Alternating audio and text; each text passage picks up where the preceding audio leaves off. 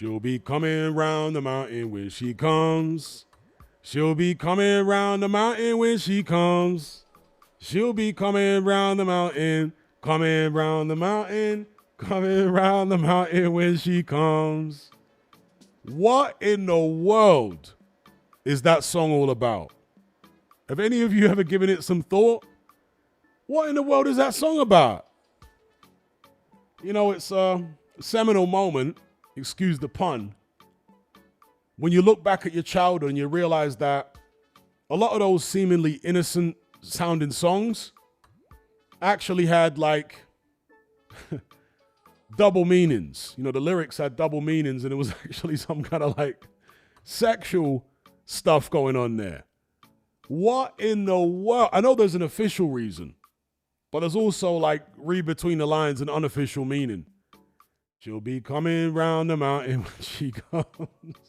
Like, what does the mountain represent? Huh? What does the mountain represent? Shout out to everyone in the live chat. And there are others. So, for example, Puff the Magic Dragon lived by the sea and frolicked in the autumn mist in a land called Honolulu. Now, obviously, that's not about someone's magic dragon. I think most of us know what Puff the Magic Dragon's really about. And then you had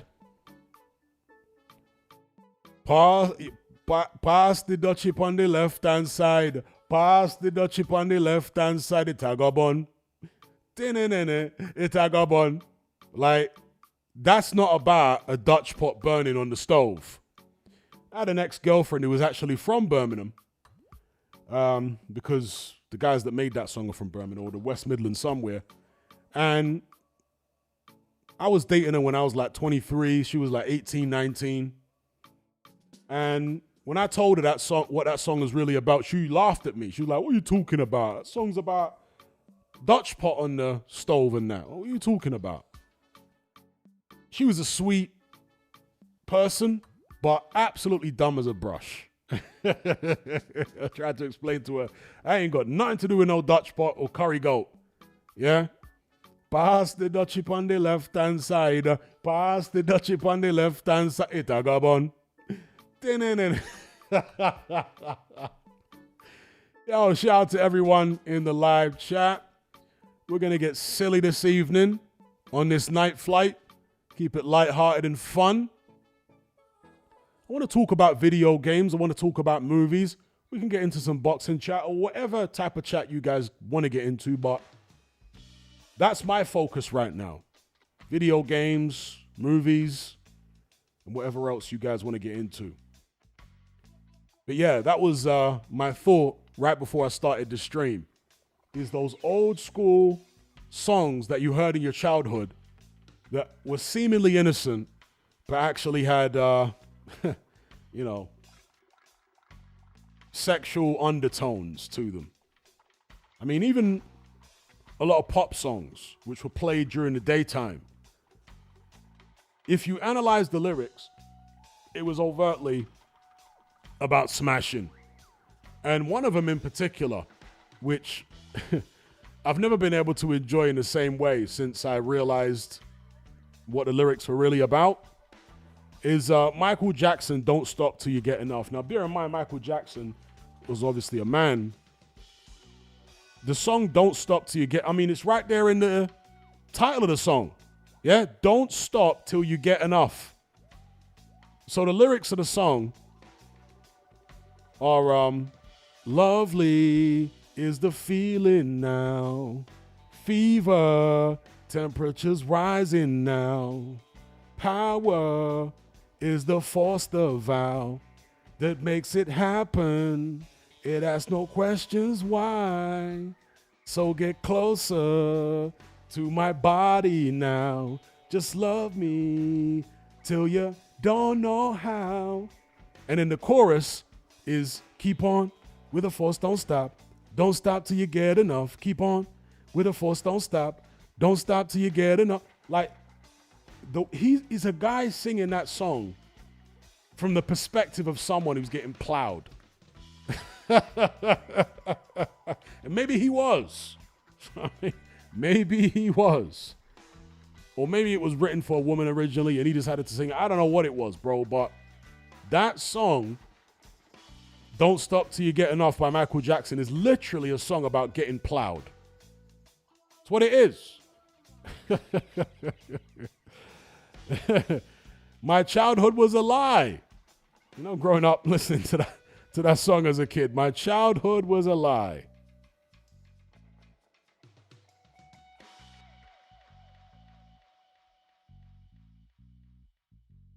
All right, some people are saying Terrence Crawford is retired. Okay.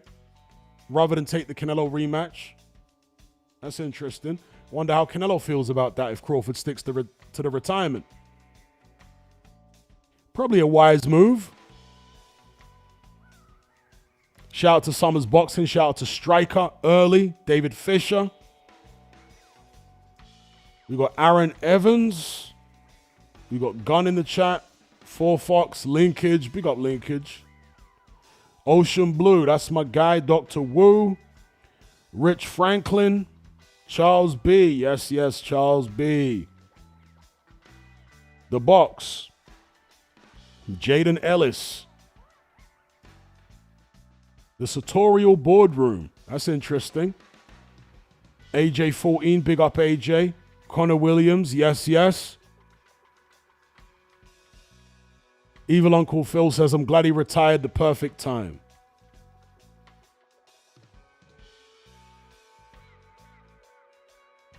The Box says, I think he's retiring to get out the rematch clause. I reckon you're right.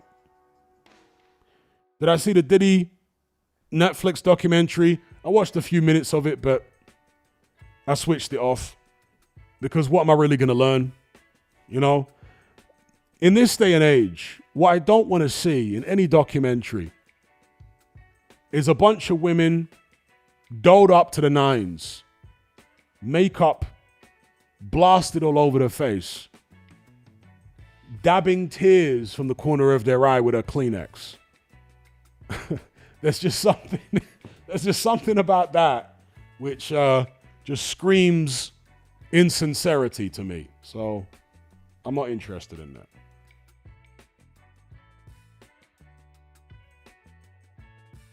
Exactly. As Connor Williams says, it's basically a hit piece created by his biggest op. Now, look, I want to clarify something here.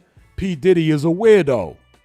He's not someone I would ever want to associate with in any capacity. He's a weirdo. He's a very, very, in my opinion, spiritually dark individual. But if I am going to watch a documentary about him, I want it to be objective. I want to hear both sides of the story. And yes, there are two sides because, for example, that Cassie individual, who at the start was painted as some type of innocent victim, turns out to be, to use an old English word, a goer. Do you know what I mean? So not quite the innocent little victim flower that they tried to make her out to be in the beginning, but more than a bit of a goer. So I want to hear both sides. As weird and disturbed as Diddy actually definitely is, I want to hear if the other side is disturbed too, right? The victims or alleged victims. But that was never going to come from 50 Cent, who was behind that documentary. So I just switched it off. As soon as I heard all the emotive music, and I was like, man, this ain't for me. It all came out in the court case anyway. We heard all the salacious details and all that kind of stuff anyway, so. Big up Desi. Summers Boxing. Ricky. Wonder who Canelo fights next. Maybe Hamza Shiraz. I don't know. Maybe Canelo retires too. Evil Uncle Phil says literally nothing new from the documentary. D-Man says 50's pettiness needs to be studied. 50 Cent, big up Jelly Mold. 50 Cent is a very patient man. Let me tell you, he's the kind of guy that will wait years to get his revenge on you. Years. He ain't letting nothing slide. I mean, 50 will wait years to get his get back. There's a line from an MOP song which I always liked. When Billy Dan says, any beef, no, he says, I'm still suffering from alcohol abuse, and any beef I ever had, I never called a truce. That's 50 Cent. Well, 50 Cent ain't suffering from alcohol abuse as far as I'm aware, but yeah, any beef he ever had, he'll never call a truce.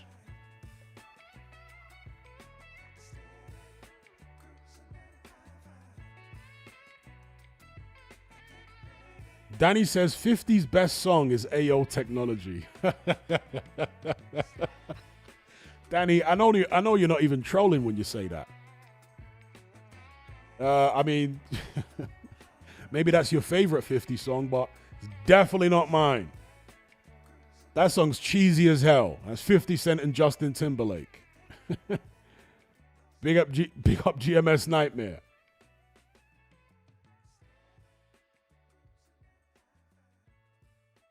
Okay, Jay says, Hatman, can you start doing fight watch-alongs every time Johnny Fisher is fighting? Your commentary has me dying. Yeah, I'm kind of pissed that I missed Johnny Fisher's last fight because that would have been good commentary. Big up Hayden for the super chat. He says, have you seen the Ben McKenzie situation? Yeah, I actually played, I say the video, the GIF from the video of the confrontation between Ben and McKenzie on last night's stream and spoke about it at length last night.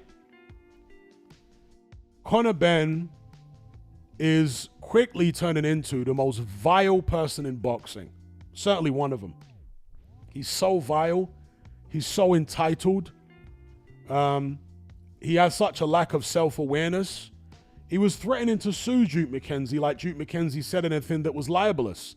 All Duke McKenzie said was, one, he doesn't think Conor Ben's world class, and two, he just pointed out the fact that Conor Ben had 2 PED tests which came up with adverse findings. That's a fact. That's not a libelous thing to say. You can't sue someone for stating a provable fact. You know, Conor Ben, he obviously grew up a rich kid, silver spoon in his mouth. Big up D-Man, I'll come into your super chat in a second. He obviously grew up a rich kid with a silver spoon in his mouth. But they say you can't buy class. That's true. You also can't buy intelligence, and Conor Ben has neither. All the money in the world and Rolls Royces and all that type of stuff, all the silver spoons, but no class and no intelligence. This guy doesn't understand the concept of defamation. You see, let me explain, because there was some idiot that turned up on, or in the comment section of my last live stream when I talked about this Conor Ben situation, and he said, Conor Ben's well within his rights when Duke McKenzie's spreading lies about what lies? There were 2 PED tests that came up with adverse findings. That's not a lie to state that. It's a fact. Okay, and you have to explain to an idiot like that who's going to counter by saying, but Conor was cleared. This is the way you explain it. If you end up in a fight in the street where you break a guy's jaw, he presses charges, it goes to court, but you're found not guilty because whoever, the magistrate, the jury, whatever the case may be, decided that you acted in self-defense, right?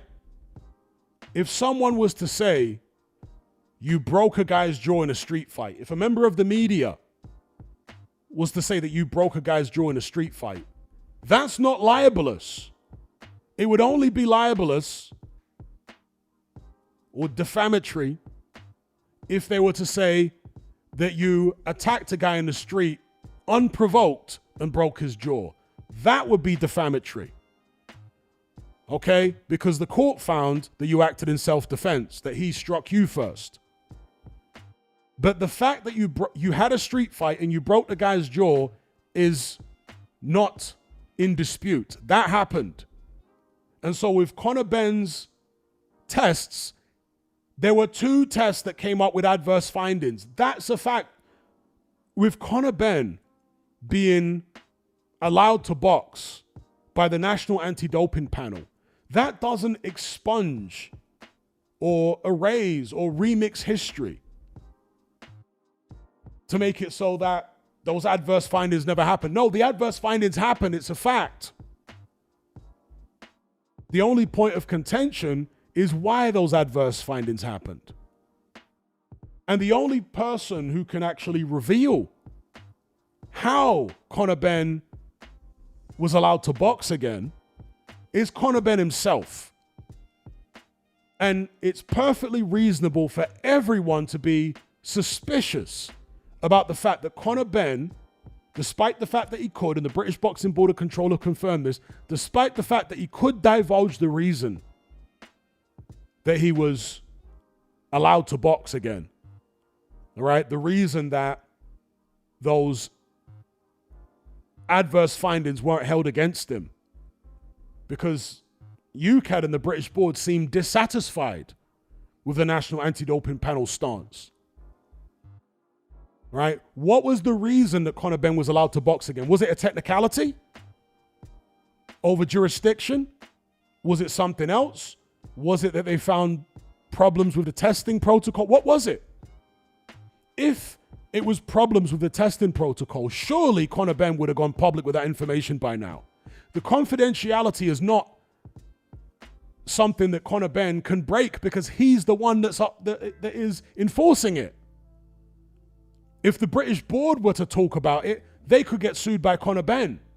Conor Benn is at perfect liberty to divulge why the National Anti-Doping Panel basically overruled UKAD and the British Boxing Board of Control and allowed him to box again. If it's like a real, solid, valid reason that the public would perfectly understand, why is Conor Benn not telling us about it? Honestly, that guy is something else. He is something else, bro. He is something else. Indeed, he acted like a guilty man. He tried to circumvent due process from day one, as did Eddie Hearn. And then had the audacity to play the victim. I mean, talk about narcissistic personality disorder. Talk about gaslighting. Unreal, man. What a vile little creature Conor Benn is. Duke McKenzie, okay, doesn't think Conor Benn is world class, and he mentioned the PED tests. He didn't say it in a disrespectful way. Duke McKenzie has always, even back when he was fighting, has always been a softly spoken, respectful guy. Was never a trash talker. Was never any kind of lout or yob.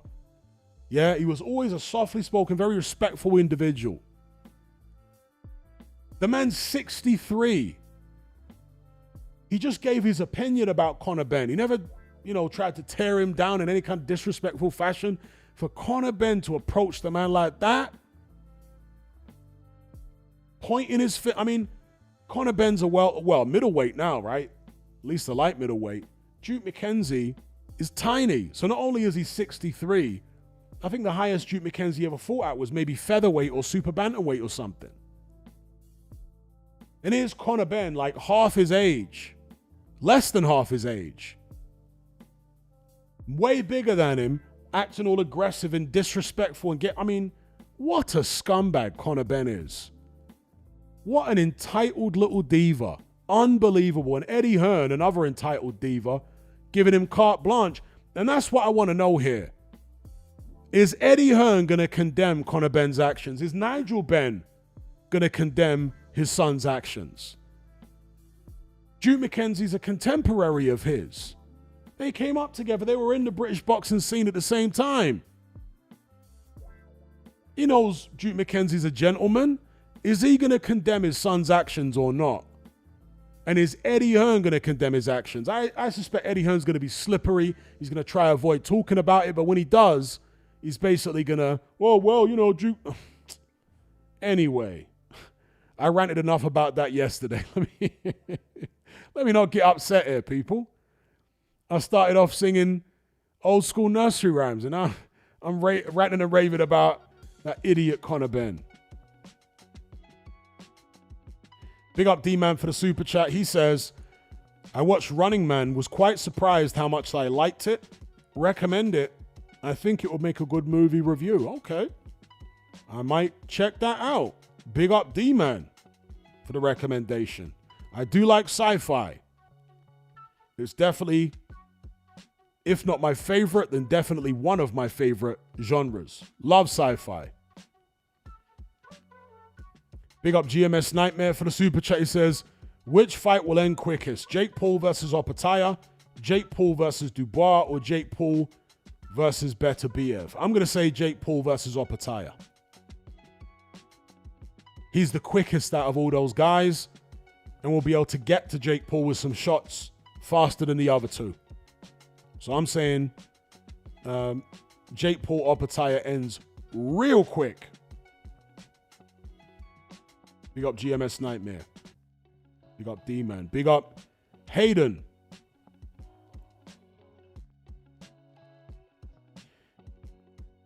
Big up D-Man again. He says, Terence Crawford just announced his retirement. I think he left at a good time. Yep. Others have mentioned that in this stream.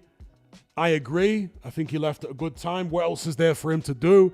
Although he might come back, him retiring comes on the heels of Canelo Alvarez apparently activating a rematch clause. I heard so many mixed reports before that first Canelo Terence Crawford fight about whether or not there was a rematch clause. Some people were saying there was, other people were saying there wasn't. So I don't know what's going on there. If there was, then that's the only way out of it for Terence Crawford is to retire. Doesn't mean he won't try and come back and fight somewhere down the line. Obviously, he's pushing 40 now, so it may not be a good idea, but maybe he thinks there's an opportunity at 160, especially since Aleem Kanuli popped for PEDs. Grizz says, any interest in a new Avatar movie? I'll probably watch it. I thought The Way of Water was very tedious. I liked the first Avatar movie. I did like it. The second movie was just convoluted, tedious, and not very interesting. And I'm expecting the third movie to be similar, but I'll give it a go.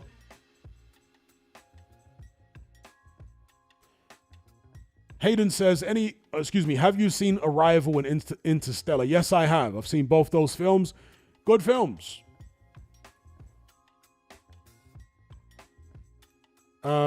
Arrival is about aliens. It's not much of a spoiler because you find out pretty quick that it's about aliens. And Interstellar is basically about humans in the future contacting humans in the present. In a nutshell. But yeah, both enjoyable movies. I prefer Interstellar, but Arrival's good too. I want to say Arrival was directed by the same guy that directed Dune. Is that right? I know Interstellar's a Chris Nolan movie, but Arrival, I think, was directed by the guy that directed Dune. Correct me if I'm wrong. The soundtrack was very similar to Dune. You know, like the big foghorn type sounds and all that kind of stuff. The score, should I say.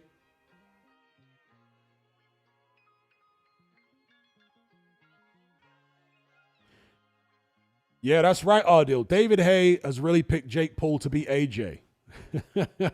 Yeah, I saw that conversation. And that's basically the nail in the coffin for Jake Paul, isn't it? Because whoever David Hay picks to win is pretty much condemned to lose.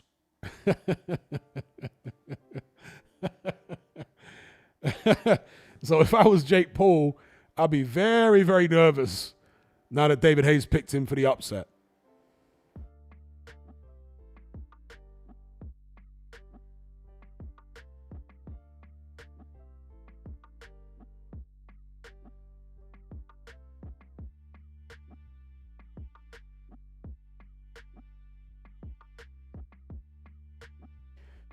AJ says, had a chuckle at Bruno calling Lennox a snake. He's never going to forgive him for his disrespect, and why should he?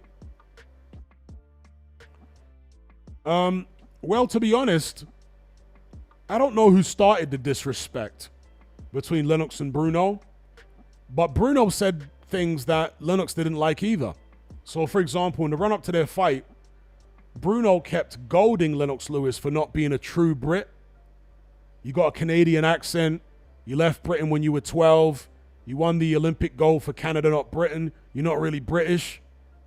Bruno was coming from that angle, and Lennox Lewis basically just said what most people, at least of my generation and younger, in the British Caribbean community thought anyway. Do you know what I mean? Bruno was a coconut. So it was what it was, but Bruno has held feelings about that for years.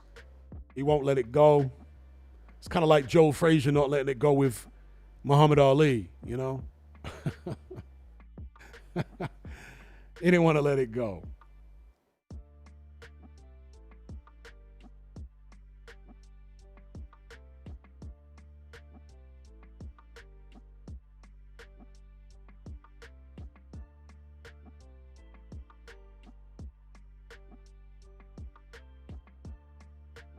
Big up Ben Odom in the chat.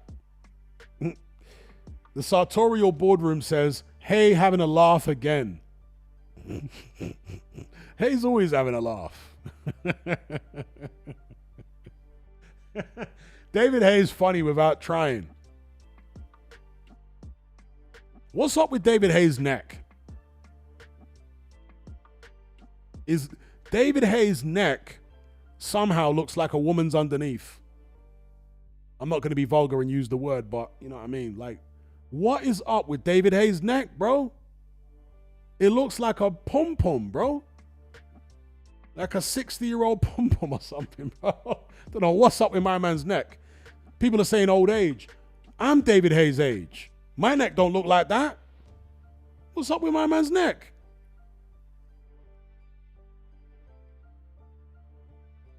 Yeah, he does have a long neck, but I'm talking about the skin on the Adam's apple throat area of his neck.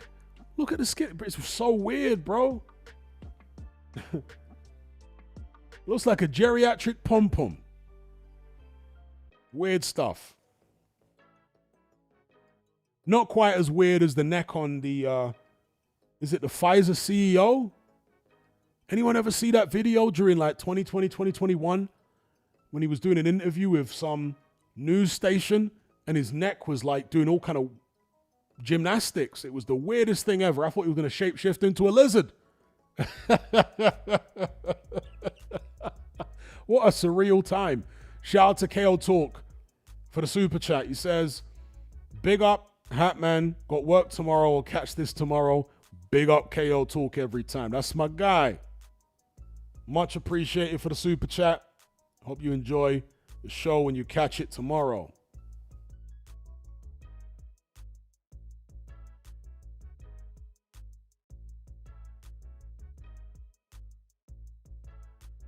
Someone says Bruno has a negative energy about him. Bruno's a troubled character. He is funny. You know, Bruno's got a funny laugh and all that kind of stuff and kind of a funny charm about him. But he's a troubled character, as we all know. That's why he's been in and out of mental institutions and whatnot so many times. He's a troubled character.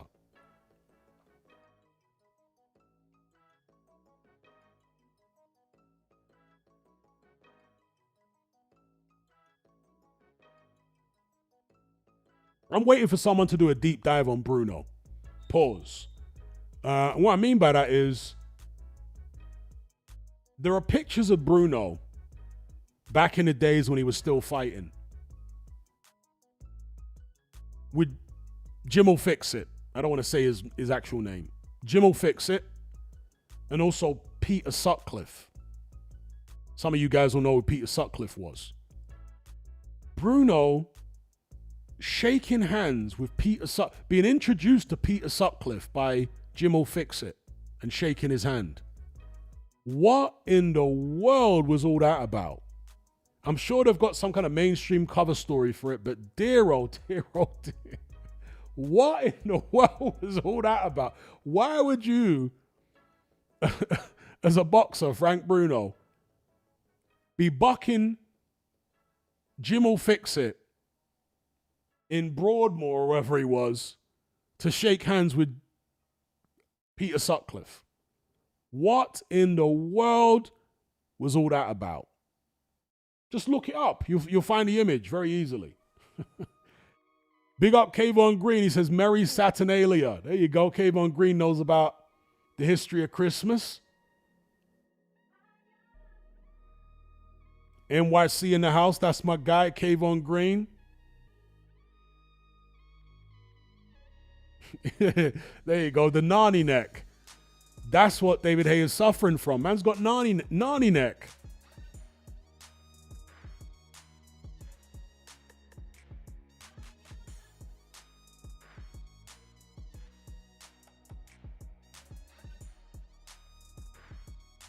Warren Paul Williams says, how did Jimmy know Peter and Bruno? That's an odd three.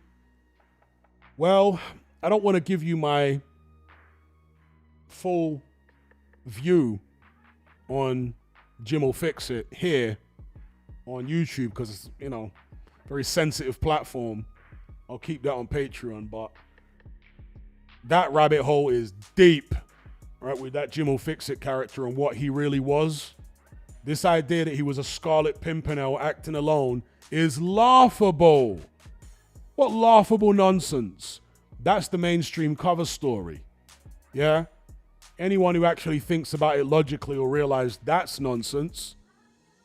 This guy was protected from up on high by the Prince of Darkness. All right? Friends in very high place, the highest of high places. Why would they be friends with him? What, you think they didn't know what he was? Yeah, right.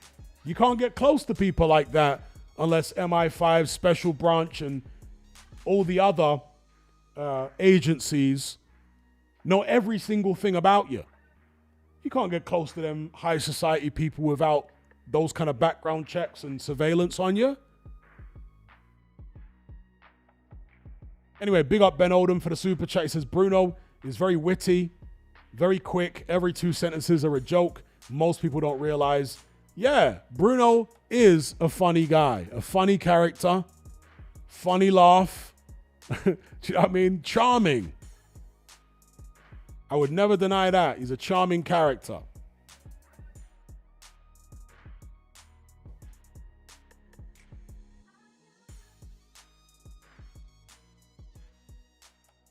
Shout out to Ben Oldham. That's how Frank Bruno love. Oh,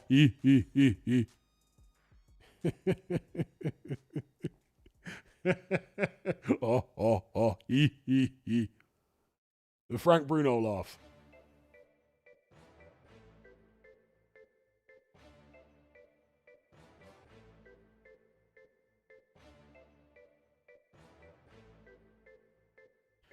That's right, D-Man, Addis Ababa. Touching down.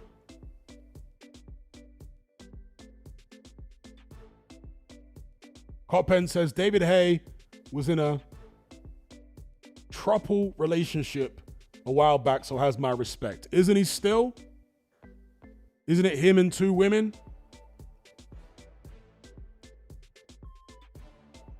Yeah, big respect.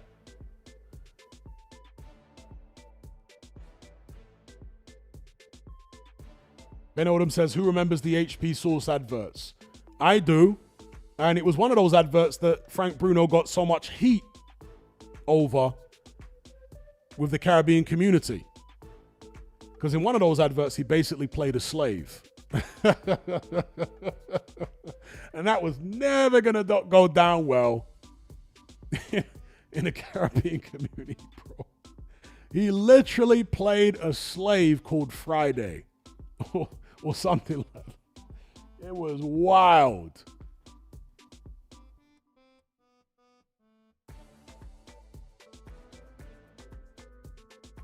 Okay, Ben Odo says, no, the pop girl pulled out of it.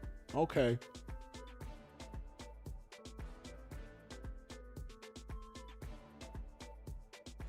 HP Sauce. For those who don't know, HP sauce stands for Houses of Parliament sauce. That's why it's got a picture of the Houses of Parliament on the front of the bottle. Houses of Parliament sauce. Government sauce.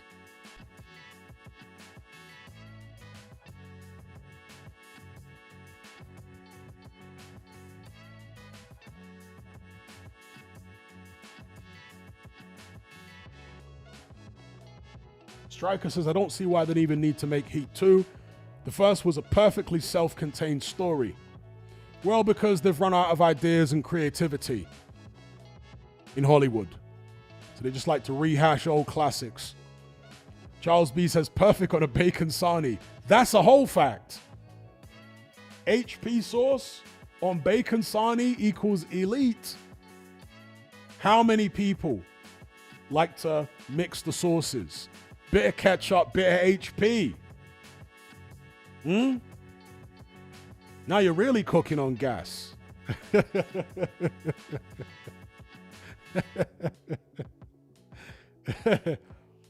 That's right, Ben Odom, the Island advert. That's the one where Bruno literally played a slave. That was never going to go down well.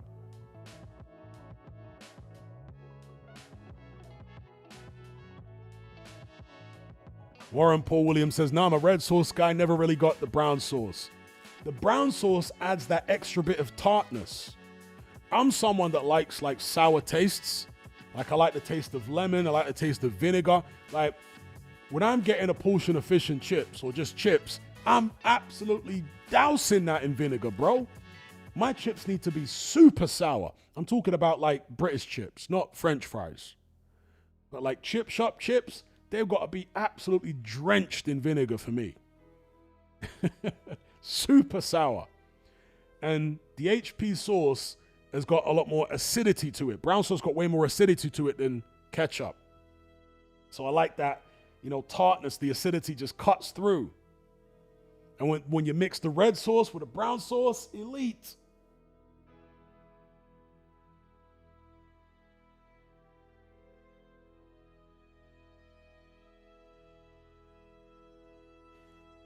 Summer Boxing says, what about onion vinegar? Yeah, there's a time for onion vinegar. There's a time for...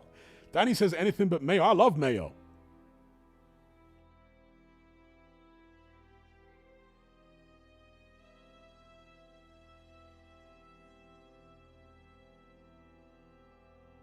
Afro Jam says, Hatman, you were old enough to remember when a lot of Jamaicans gave up pork. Yeah, when Rastafari became fashionable. Because prior to that, everyone was eating pork. My parents and grandparents' generation, because my parents are old, but my grandparents' generation, everyone was eating pork.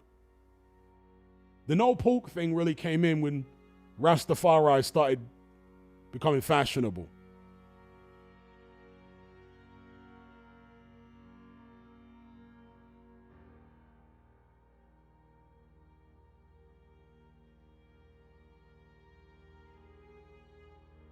Now I love mayonnaise,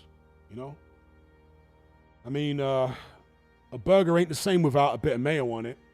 And how do you have potato salad, which is one of the most elite things in human history? A good potato salad? Are you mad? That's one of the most elite things ever invented. And that, of course, one of the essential ingredients in potato salad is mayonnaise.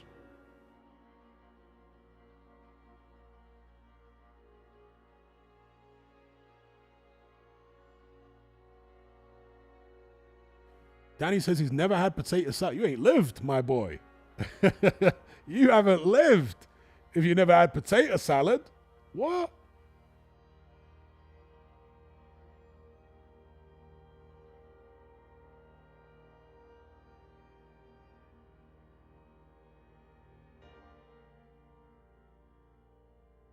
Yeah, one of my girls here makes an outstanding potato salad. Whenever she comes round, she knows the routine. Yeah, make that potato salad. We got Matt Borgerson for the super chat. He says, in my opinion, the most elite thing in boxing history, the most elite thing in history is frying potatoes into French fries. Whoever invented that, give me a taste, bro.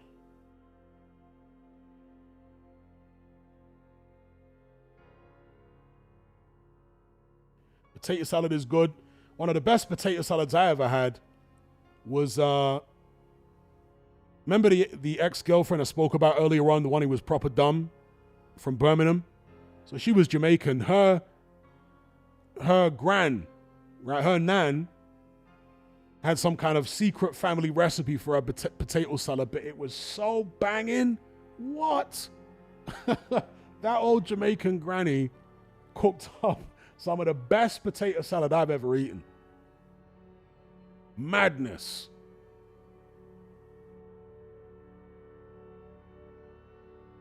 But big up Matt Borgerson for the super chat. He's loving the French fries.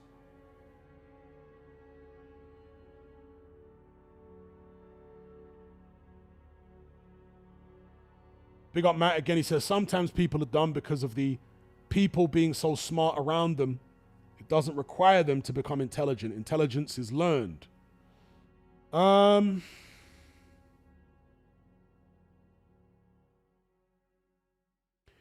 don't think intelligence, what I would classify as true intelligence, can be learned. I think it's innate.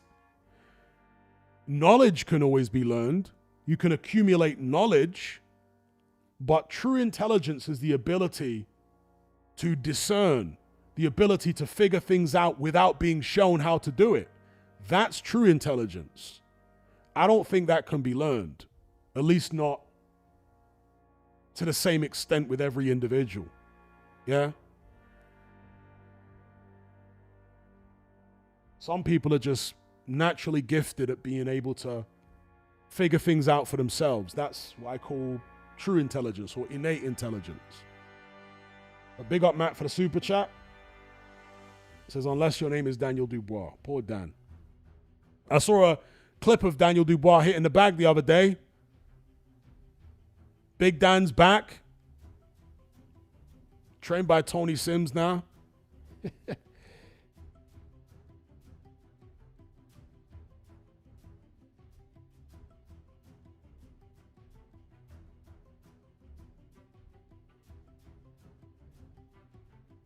Super Dan. Super Dan. There you go. The Place Boxing knows what it is. Potato salad with chicken wings. Now we're talking. Potato salad is like essential barbecue food. Yeah, at a barbecue, there's always got to be a banging potato salad to go with the rest of your barbecue. It's a must, served on a paper plate.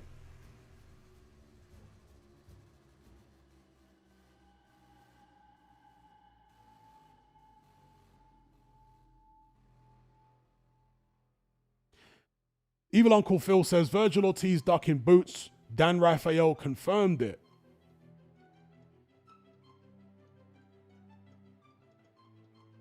Big up Matt Borgerson for the super chat. He says, I feel like a lot of elite boxers have autism because of the amount of dedication it requires to be that focused. Sometimes is spectrum related. Look at many of their social media skills, for example. CTE maybe. Well, I've got my views on spectrum disorders, and I'll probably get this video taken down if I were to give you them. All I can tell you is that the CDC have made a very vague kind of partial admission recently. I won't elaborate. And I think that, anyway, I'll leave it there, but you guys know what I'm alluding to here.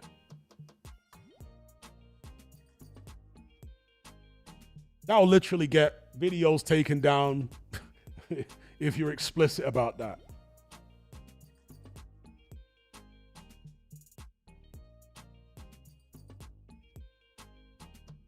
But I do think that there are more boxers on the spectrum today than I've ever seen before in my life. I've never seen anything like it.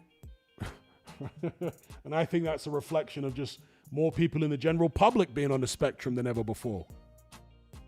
I don't think it's a case of, just higher detection rates and more diagnoses. I think there's actually a tangible increase in the amount of people that have it now. But big up Matt Borgerson for the super chat. Big up Charles B. Says catch the rest tomorrow, bro. Big up my guy Charles B every time. Much appreciated for the super chat. That's in the bride price kitty.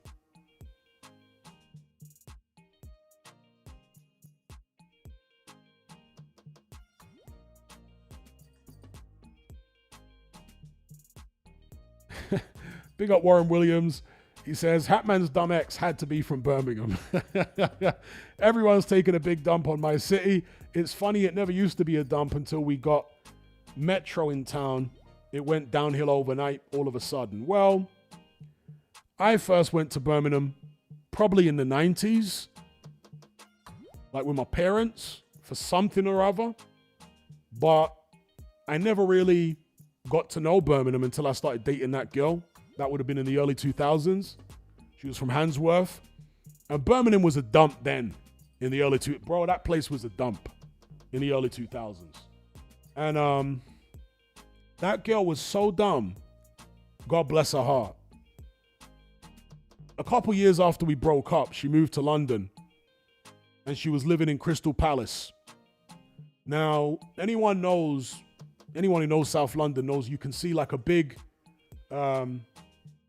telecommunications tower, right, on top of the hill there. And this girl was so dumb. Literally, when I met her, when she first moved down there, she told me, in all seriousness, that when she first saw that tower, she thought it was the Eiffel Tower that she was seeing. She knew the Eiffel Tower was in France, but she thought that it was the Eiffel Tower. I mean, unreal. And this is a girl that had like a degree in, what was it now? Graphic design or something like that. It's like an educated girl, but absolutely dumb as a brush. Unbelievable. Unbelievable.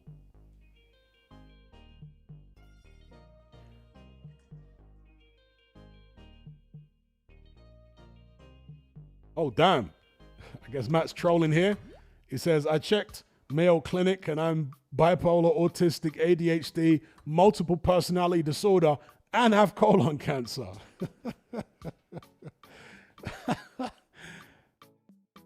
I guess that's how little you trust online diagnoses, Matt. Big up, Matt. Matt also says, Jesse Bam Rodriguez gives me Spectrum vibes, very socially awkward and super emotionless. Not only that, he also is a savant in some ways and skills. Okay. It's an interesting take from Matt there about Bam Rodriguez. I'm being nitpicky here, but somehow it irritates me when people call him Bam Bam Rodriguez. His name's Bam Rodriguez, not Bam Bam. That's Bam Bam Rios. It's Bam Rodriguez. But all these, it's usually the British interview channels that keep calling him Bam Bam. Why does that annoy me? I'm being nitpicky here. But that really annoys me.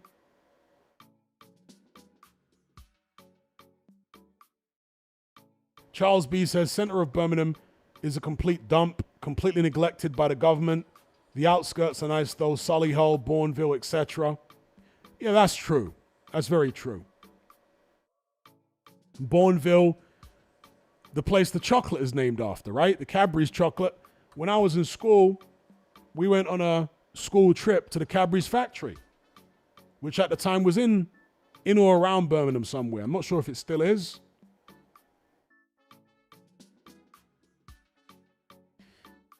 In an old school mixtape track one of my punchlines was, I got more bars than the Cadbury's factory. Yeah. That's right. Bam Bam was one of the kids in the Flintstones. That's correct.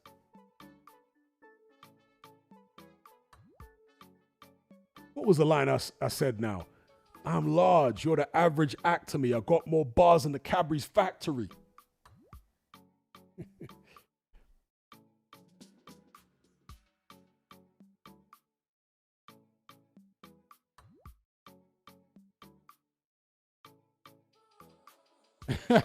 Jelly Mo says, imagine how much her mind would be blown if you took her to Blackpool. To see the Blackpool Tower, right? Definitely would have thought she was in Paris. Dear, oh dear, that one was so dumb. I found out something the other day which I never knew all these years, which is that Mike Tyson's nickname, Iron Mike, was taken from an American football player. Iron Mike something else. It was Richard Dwyer watching one of his videos where I discovered that. I never realized that.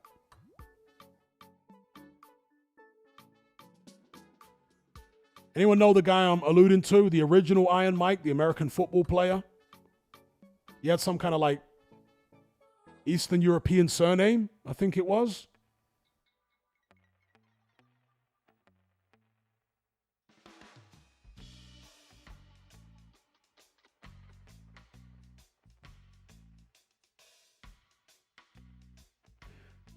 WizKid says, do you know Max B? Yeah, I'm aware of Max B, rapper. He got out recently, right, after a long stretch in prison.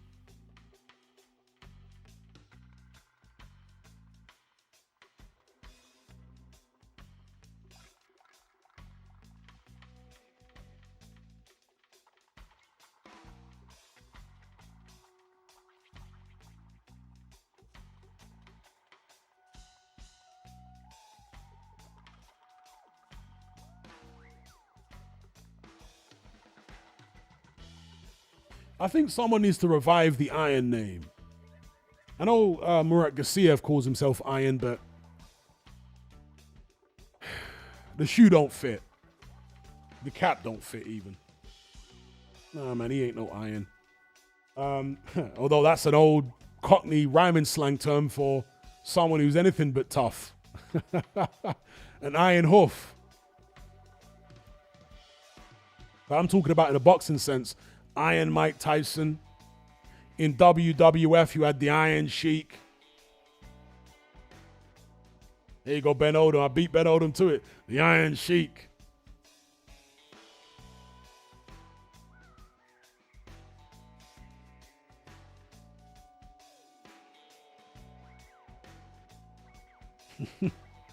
Ali says, ironed him out on the cobbles. Big up the Bobs for the super chat. He says, what do you reckon Keir Starlin's Nando's order is? That's a random one. Keir Starlin's Nando order. I got no idea. What a random question.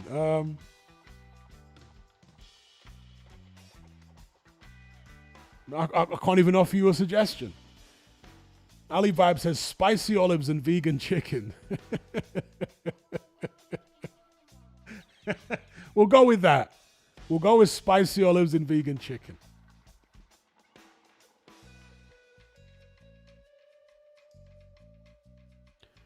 Hayden says, does Atama have a nickname? Don't think Iron fits, but I've never heard him have one. With a name like Moses, he don't need one. Because people just call him Moses, you know? You don't need a nickname with a name like Moses. Moses is such a powerful name, you don't need a nickname.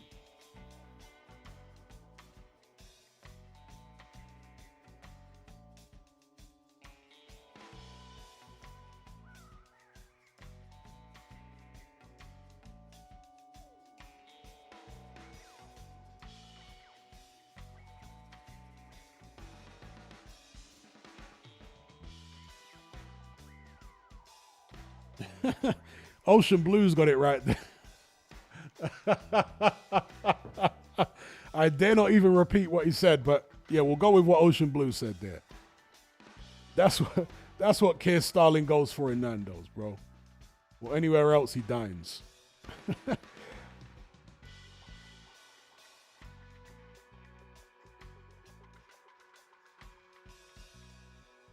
Big up linkage. You know the coup. That's old school talk right there. You know the coup. No one says that anymore.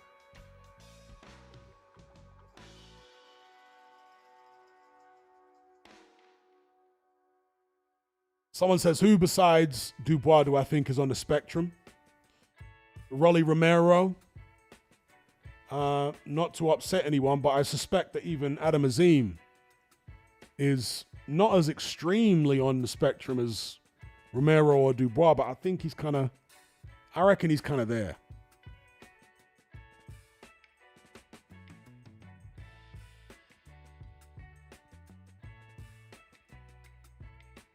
Big up Gaz for the super chat. He says, thoughts on Texas Chainsaw Massacre 1974? That traumatized me as a kid when I saw that. That proper traumatized me. Especially the bit where Leatherface conks that guy on the head with a sledgehammer. And he goes down and his like body's convulsing. That proper like shook me up when I saw that as a kid. I had nightmares about that scene. Shouldn't have been watching movies like that as a little kid. You know what I mean? But, yeah. That was by, is it Toby Hooper?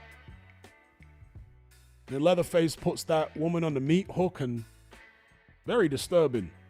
Watching it now doesn't disturb. Obviously, at this age, you're desensitized to everything. But back then, it traumatized me.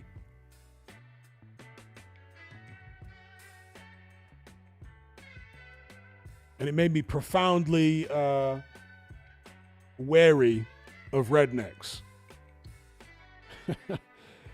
Shout out to Ben Oldham for the super chat. He says, who remembers Starmer's bodyguards manhandling the pub's landlord? Don't think I saw that myself. Does anyone know what Ben Oldham's referring to? Starmer's bodyguards manhandling the pub's landlord. Shout out to Adam Folks for the super chat. He says, is there an Arab variation of curry in the Middle East? And if so, how does it compare to Indian curry? Yes. Arabs do have curry, but their curry is more like stew. Like what Arabs would refer to as, they don't use the word curry, they use a different word, but their version of curry is actually more like West Indian, like Caribbean curry. It's more like a stew. It's not as thick as Indian curry. And it's less spicy. You know, Arab food is interesting because you've got the influence from Europe, the influence from Asia, and the influence from Africa. Because the Middle East is literally where those three continents dissect. Yeah? Is that the right word? Dissect, cross-sect, whatever it is. It's the meeting point of those three continents, the Middle East. So it's got influence from all those three continents in their cuisine. It's the flavors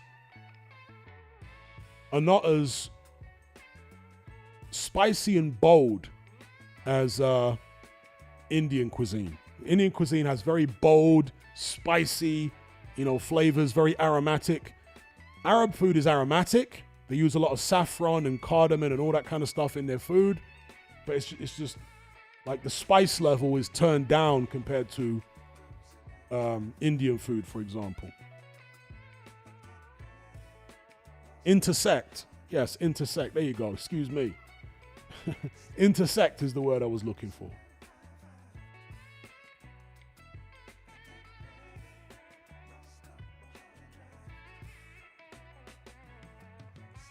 Big up Adam Fawkes for the super chat. I quite like Arab food. Some of it, as with any cuisine in any country, you're not going to like. But for the most part, I quite like Arab food. It's nice. Obviously, there's the famous shawarma, which is global now, right? You go to any place in the world and they're making shawarmas, right? Even here in Southern Africa, like shawarmas are a big thing. So there's the famous shawarma, but beyond that, a lot of Arabic rice is very nice, and the way they cook fish and their different stews and stuff like that. One of the things that I tried when I was living in the Middle East that I didn't like, God, I can't remember the name of it now. What was it called? Harissa. Yeah, it's called harissa. And get this, harissa is basically chicken porridge, if you can believe that. Yeah, chicken porridge, bro. It's like shredded chicken mixed with oats and cream and whatnot. And yeah, that weren't for me, bro. Chicken porridge. But for the most part, I like their food.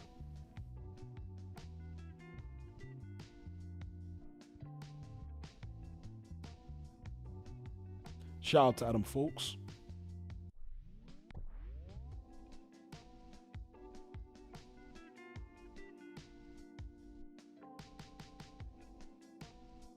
Mark Hatch says Jake's fight will be around 6 a.m. I guess that'll be UK time. Well, God, Zambian time, that might be 8 a.m. then. Is that right? That's crazy. At least it's on Netflix, so it's easy to just watch it, you know, after the fact, if you don't want to stay up crazy late.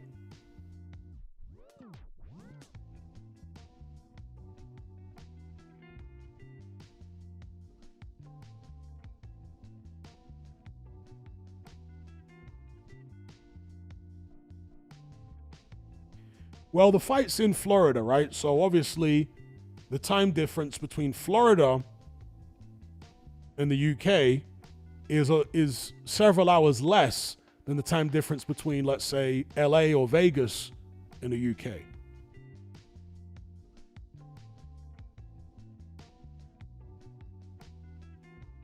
What is Florida? Is it 5 hours behind the UK? I think it's 5 hours behind.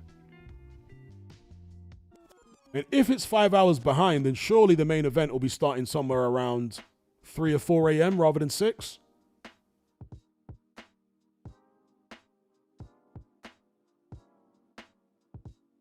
Oh, is that right? Spielberg's new UFO movie has dropped. Is that right?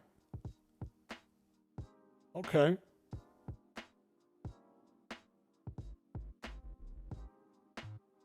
Spielberg, of course, has made a very famous UFO movie in Close Encounters.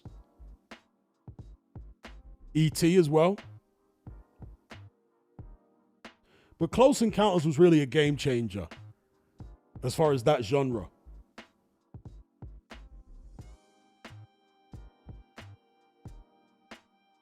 Because up to that point, UFO and alien movies were very cheesy.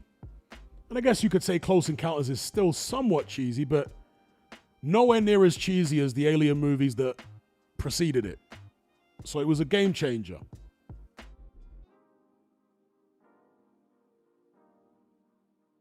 Yeah, Close Encounters was a good film.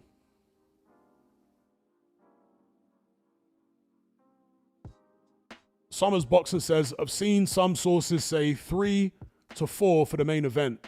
That sounds about right to me. If Florida is 5 hours behind the UK. So UK time, I would imagine 3 or 4 in the morning.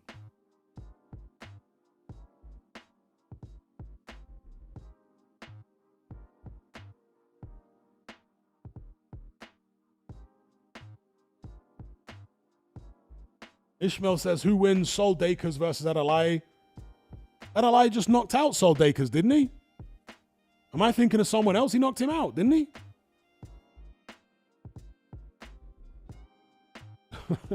You're asking who wins between Sol Dakers and Adalai. Didn't Adalai knock him out in one round?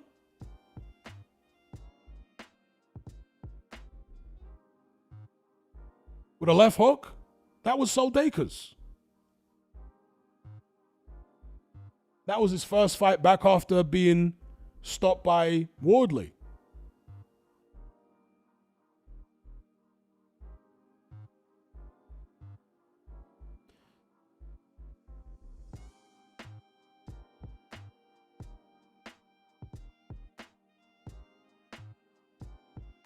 Yeah, that's right. The AJ Jake Paul fight is on Friday.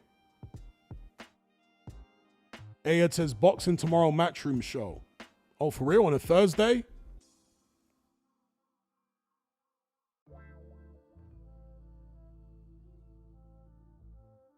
Linkage says, is Adelaide the new Chisora?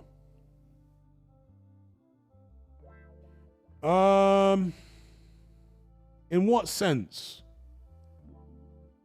In what sense would he be the new Chisora?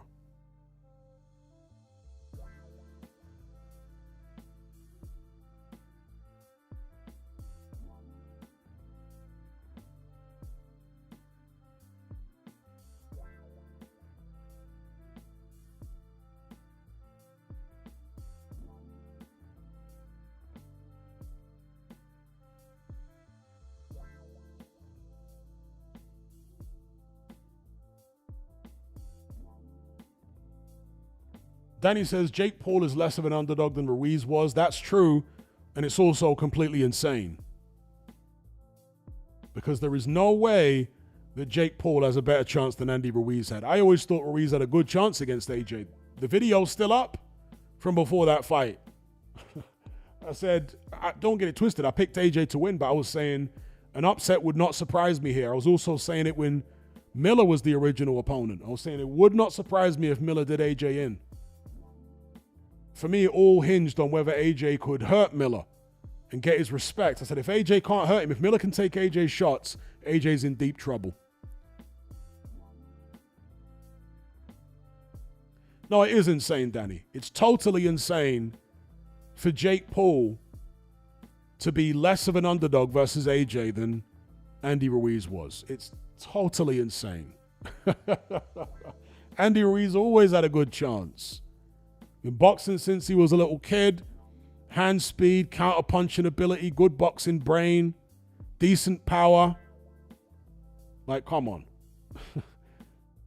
That was always going to be, in my mind, that was always a dangerous fight for Anthony Joshua. Jake Paul, as diminished as AJ is, he shouldn't have any trouble. Unless he's unbelievably silly, he shouldn't have any trouble. Jake Paul was terrified in the ring, at least for the first few rounds, against the geriatric Mike Tyson. He was skittish against Julio Cesar Chavez Jr., for God's sake. If he's skittish against Chavez Jr., there is just no way that he's not going to be skittish against AJ. Chavez Jr., people talk about AJ's chin. What, you think Chavez Jr.'s got a better chin than AJ? He doesn't. Chavez Jr. got stopped plenty of times. At a lighter weight, Chavez Jr. never had a good defense, and he was able to read Jake Paul's right hand over and over again when Chavez Jr. is totally washed. Like, Jake Paul telegraphs the right hand. No. I don't see Jake Paul winning this fight at all.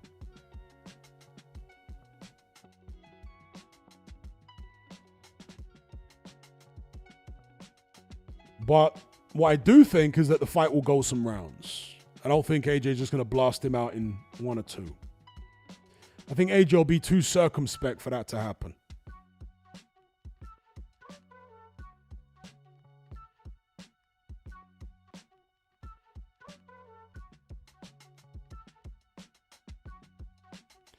Warren Williams says, I believe the fight is rigged. I ain't going to believe it's not unless AJ knocks him out first round and sends him to hospital. All the fights have been rigged to win other than Fury fight because that was in Saudi. Yeah, I totally disagree with that. I totally disagree with the notion that all Jake Paul fights have been rigged. Totally disagree with that. He has knocked people cold, hit them with real shots and knocked them cold. Those are not fixed fights. The Mike Tyson fight certainly wasn't fixed. I mean, go and have a look at the Sun newspaper podcast that just dropped earlier on today with David Haye, Derek Chisora, and Vidal Riley. They were all in agreement that Jake Paul actually held back on Mike Tyson in the latter rounds of their fight because he felt pity for him. I think that was going on, but there was also an element of, yeah, I feel pity for this old man, but at the same time, it's so easy beating him let me not make any silly mistakes. So I don't think Jake Paul fights were fixed at all. And I don't think the AJ fight's going to be fixed. You know, Jake Paul is a professional boxer now. He's not a particularly good one, but he's a professional boxer. He's got quick feet. He's athletic. He can move around. If he decides to move around the ring and AJ's being cautious, and AJ's cautious by nature for many years now. So, you know, the notion that, if AJ don't knock him out in one round, it's fixed. Yeah, I don't buy that at all. I don't think it's fixed. I'm expecting AJ to be, you know, cautious and just treat it like a sparring session to some extent. Just work on his moves because he knows he's in there with a novice. And when he wants to turn up the heat later on in the fight, maybe he will. If he manages to slow Jake Paul down with some jabs to the body and right hands to the chest. But, you know, the idea that if it's not fixed, AJ goes out there and blasts him out in one, I don't see that. I don't see that.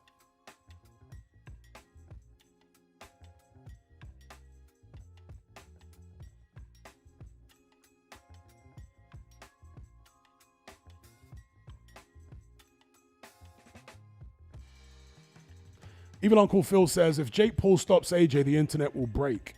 Well, I'll tell you what, either way, you know, if there's a knockout either way, it equals great views for me. But if Jake Paul wins, the views on my videos are going to be astronomical.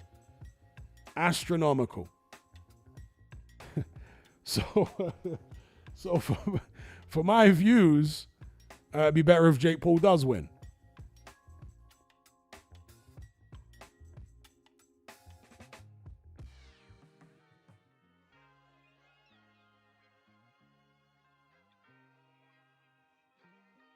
McNocta says, Paul can't stop AJ. He literally can't. He doesn't hit hard. I disagree with that. As I said yesterday, I think Jake Paul does hit hard enough to knock AJ out. I just don't think he has the craft to be able to land those kind of shots. I don't think he has the nerve either. You know, if I hit AJ on the chin, I could knock him out. But am I going to get close enough to be able to land a shot? No, I'm obviously not. He's going to hit me with big shots before I hit him with mine.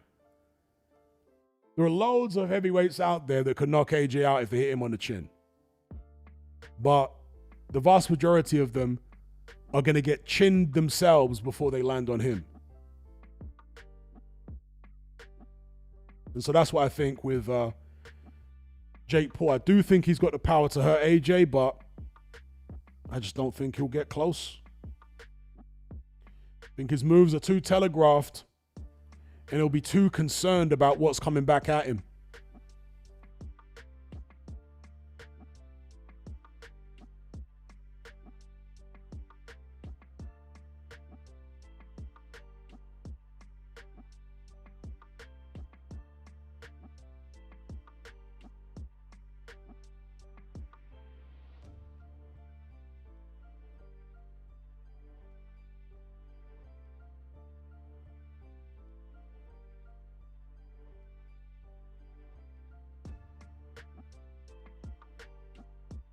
Mr. Noctis says, I don't want to argue that AJ has a chin, but I want to argue that a bad chin from a heavyweight boxer is levels above a low level boxer. Well, no, not really, because there are journeymen with better chins than world champions. Dave Allen's got a better chin than Anthony Joshua, but Dave Allen's not even close to Anthony Joshua's level, right? There are also journeymen who have more power than certain world champions. I mean, I've spoken many times in the past about Darnell Boone. He was a great puncher. He certainly hit harder than Andre Ward. He dropped Andre Ward. Knocked out Adonis Stevenson. Dropped Sergey Kovalev several times in their first fight. And he was small too, Darnell Boone. He was only really a light middleweight. So that guy had power that was world class, but he wasn't a world class fighter. Because it takes more than just having world-class power to be a world-class fighter. It also takes more than having a world-class chin to be a world-class fighter. Again, Dave Allen has got a tremendous chin. A better chin than most of the guys in the top 10.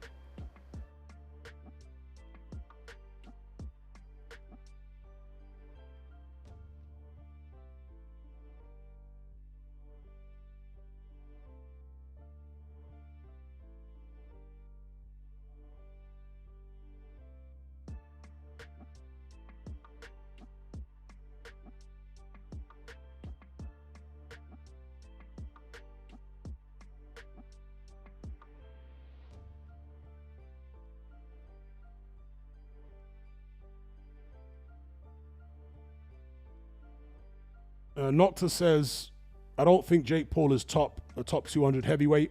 Well, let me just say something here. I'm in my mid-40s. I wouldn't be a top 200 heavyweight either. But I tell you what, I can still hit very hard. Even though I'm a middle-aged man, I'm telling you now, I can still hit extremely hard.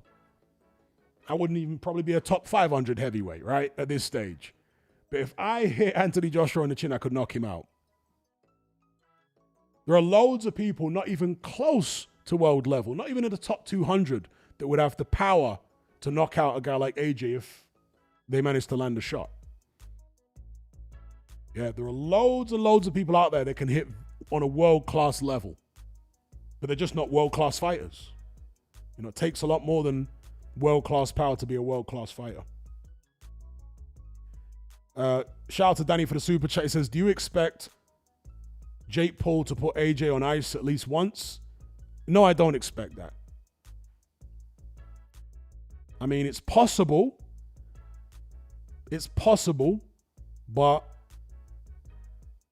I'm still not expecting it. I mean, to me, that's more possible than Jake Paul winning. Maybe having a tiny moment of success where he lands a shot and he thinks he's hurt AJ and AJ maybe wobbles a bit. That's more plausible than Jake Paul winning to me, but I'm still not expecting it, truth be told. I'm guessing you are, Danny. You're expecting AJ to have a few hairy moments.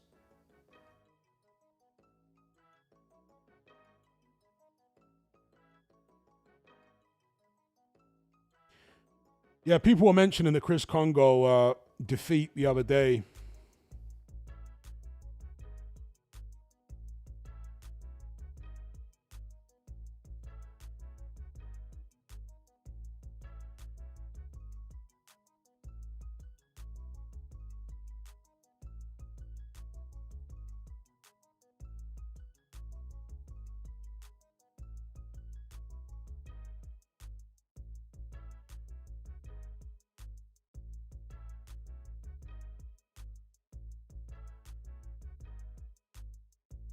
Yeah, Daniel Dubois had to hit AJ clean a lot of times before he knocked him out completely, but he dropped him. He basically hurt him every single time he landed clean.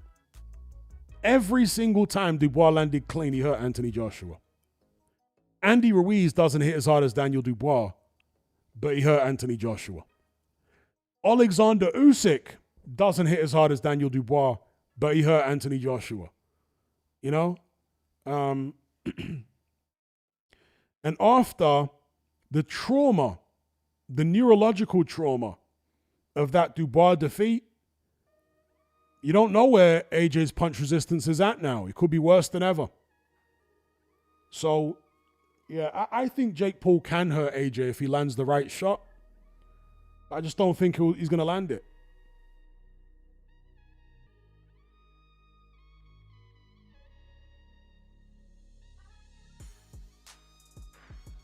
Evil Uncle Phil says AJ definitely wasn't right in that Dubois fight. Was it Stan Dubois' alleged juju?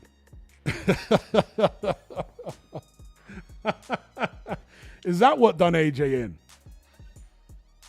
The alleged juju by Stan Dubois, a.k.a. Dave Dubois, a.k.a. Baron Samedi.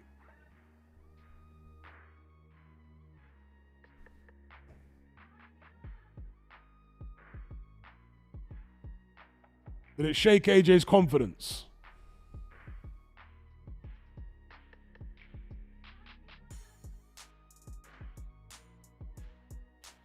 Lincoln says, where was the Juju versus Usyk? Well, Spencer Fearon and anyone who knows anything about Juju will tell you the same thing, that the effects are only ever short-lived. And Spencer Fearon, when he made that accusation about Stan Dubois that he uses Juju, he says, your son's success is going to be short-lived because you're using Juju. Yeah? You're using witchcraft. And the success from that is only short-lived. So maybe that's what it was. Maybe that's what it was.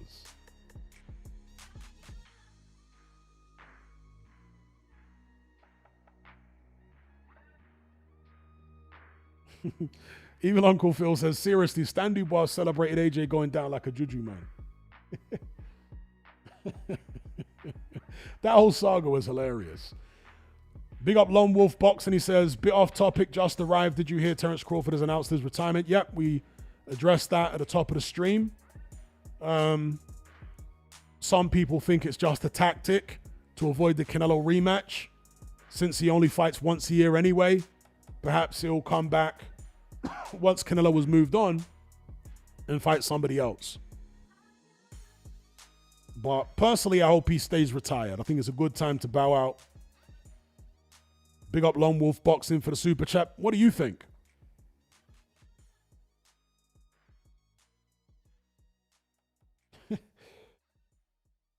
Evil Uncle Phil says, Stan Dubois definitely a Juju man. He laughs like a creepy magician. Baron Samedi.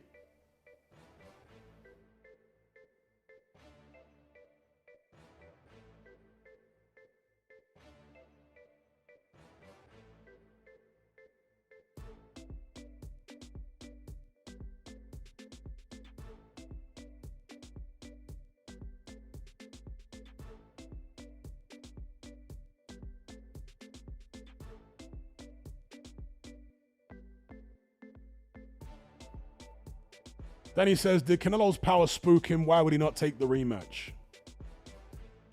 Why would he take the rematch? Once you've climbed the mountain once, and you've, especially at this stage of your career when you're pushing 40, can you get as motivated for a rematch as you were for the first fight? You know? It's hard. So it's good to bow out.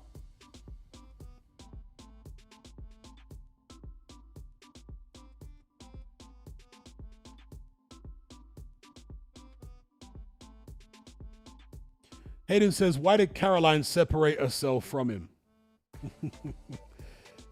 That's the $1 million question, isn't it? It's like she escaped a cult or something.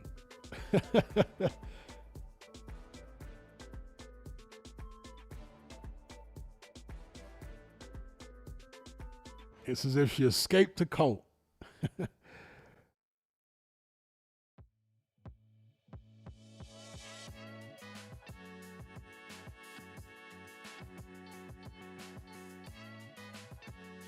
That's interesting. Ayed says because the McGuigans told her. So did she escape one cult to join another? Just asking.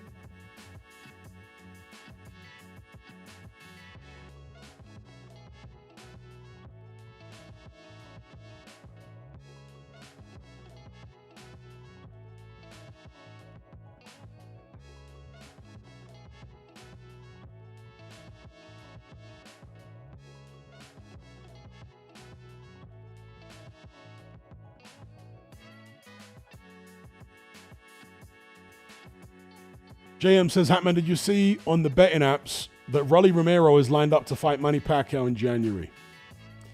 I hope that don't happen.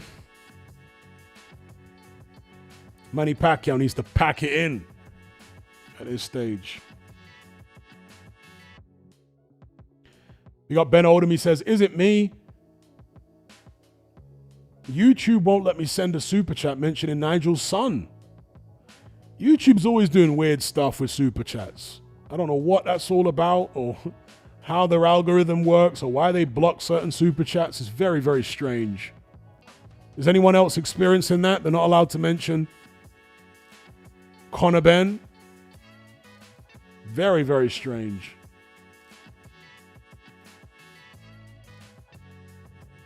But I get this quite frequently. What did you want to say about him, Ben? About that cretinous Conor Ben?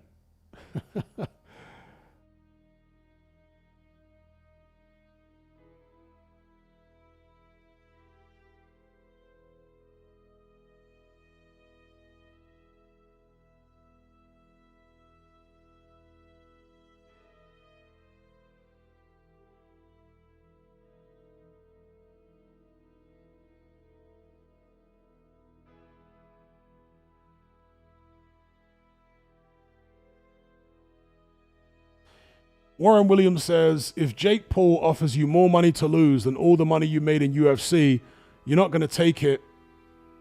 Are you not going to take it? Some guys. Well, the question then would be, Warren, why would AJ get paid to lose? Because he's not some, struggling ex-UFC fighter. AJ's made massive amounts of money. And he cares about his legacy. He always has. Why would he accept money to lose? Or even look bad? It doesn't make sense.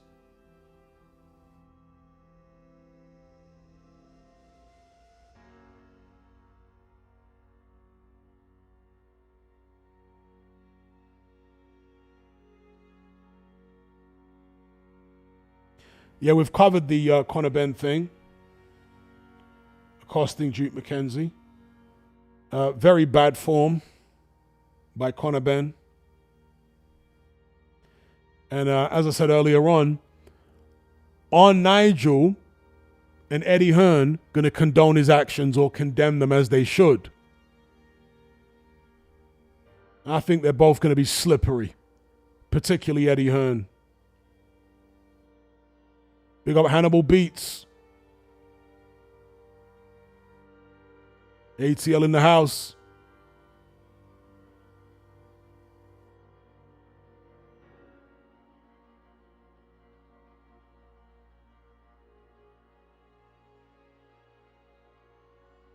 Yeah, it's quite incredible that Conor Ben was berating Duke McKenzie, accusing him of being jealous, talking about all the money he's made, and Duke McKenzie ain't made, a fraction of the money that Conor Ben's made. I mean, is this guy for real? The only reason that Conor Ben's made big money is because of his dad's name. It's not because of anything he's achieved. This is literally one of the most privileged guys in boxing. He grew up with money, and he's made money in boxing. I mean, he wouldn't have even been signed by Matchroom if he weren't Nigel Ben's son. He wouldn't have made all this money if he weren't Nigel Ben's son. And he's acting like he's achieved more than Duke McKenzie. No. Duke McKenzie was fighting at a time when there was far less money in boxing than there is today. And Duke McKenzie, rightly, when he responded in his video on his channel, said if he was boxing today, he would have made way more money. A 3-weight world champion? Are you mad? He would have made way more money boxing today. The fact of the matter is, Duke McKenzie has achieved way more than Conor Ben ever will, as far as world titles and beating world-class opposition. All right, Conor Ben, I mean, that guy's so delusional, it's unreal. Honestly, it's unreal.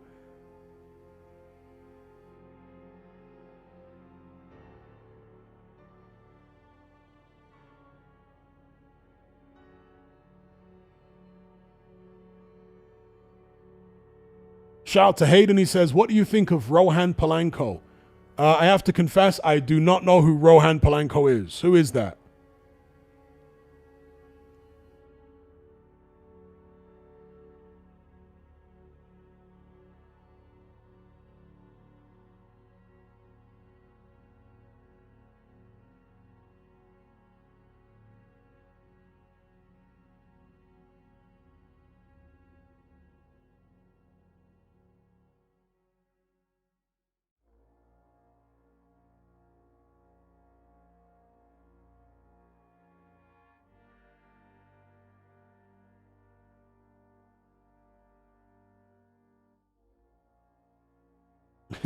Ayan says, is Ben the biggest heel in boxing right now? I reckon he is. It's almost like he's taking the place of John Fury. You know, sticking it on little old men. Hugh McKenzie was like a flyweight, you know, bantamweight. That were his weight class. I think he went up as far as featherweight.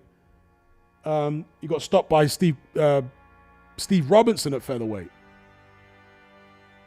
Did he get stopped by Steve Robinson? I know Colin McMillan did. I think Hugh McKenzie got stopped by Steve Robinson too. But anyway, long time ago, back in the 90s. Much smaller than Conor Benn, that's the point. And 63 years old. And Conor Benn's acting all aggressive and pointing his finger. I mean, dear, oh dear, oh dear. He's so vile, it's unbelievable. He's so vile. I'm amazed that some people defend him. Obviously, Eddie Hearn's going to defend him and his dad and all that, but I'm talking about people that are not related to him. Like boxing fans, some of them are out here defending him. That's more remarkable than a spoiled, arrogant rich kid, because there are plenty of those, right? But the people defending him, like, are you serious?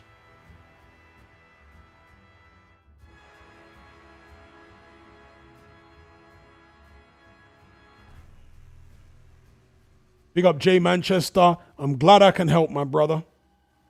I'm glad I can help. I'm glad you enjoy the shows.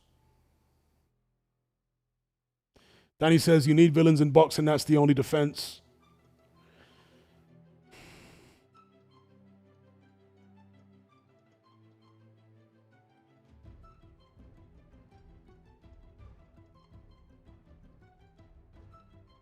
Yeah, those are the three weights that Duke McKenzie won world titles. But I want to say he challenged Steve Collins for the featherweight title, the WBO, and got stopped.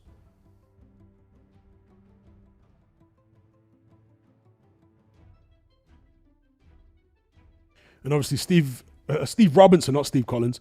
Yeah, he's challenged Steve Robinson for the WBO featherweight title and got stopped.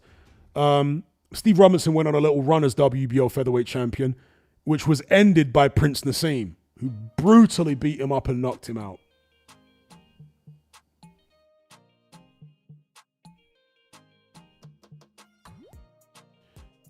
Danny says, I don't know what Duke McKenzie even said about him. He really didn't say much. All he said is that he doesn't think Conor Benn's world class, even as a welterweight. And he said that he had those adverse findings for 2 tests. That's it. And he didn't say it in any kind of condescending or disrespectful way. He was just stating his opinion. Duke McKenzie's always been like a very respectful, softly spoken kind of guy. Even when he was fighting, he was like that. So Conor Benn's response is just awful. Seriously. It was so awful.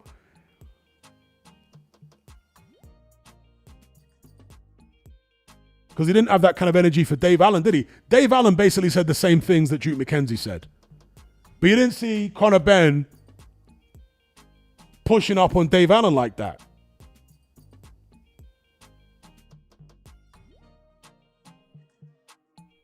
Instead, he was bullying a little flyweight, 63-year-old flyweight. You know what I mean? Like, come on, man. Unbelievable. Unbelievable.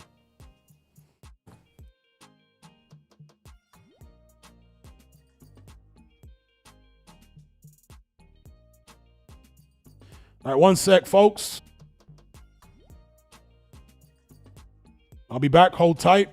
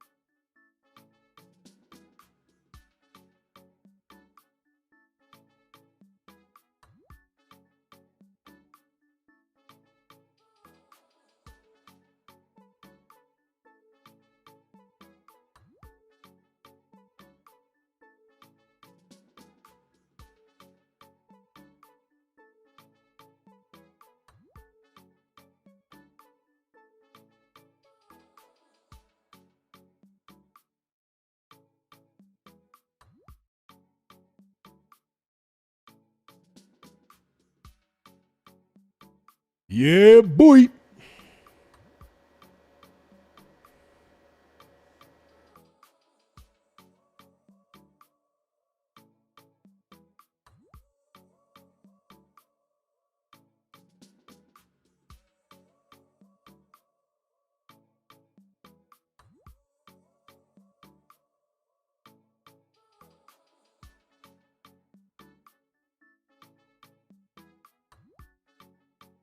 Ben Odom says Lloyd Hunnigan doesn't receive enough recognition.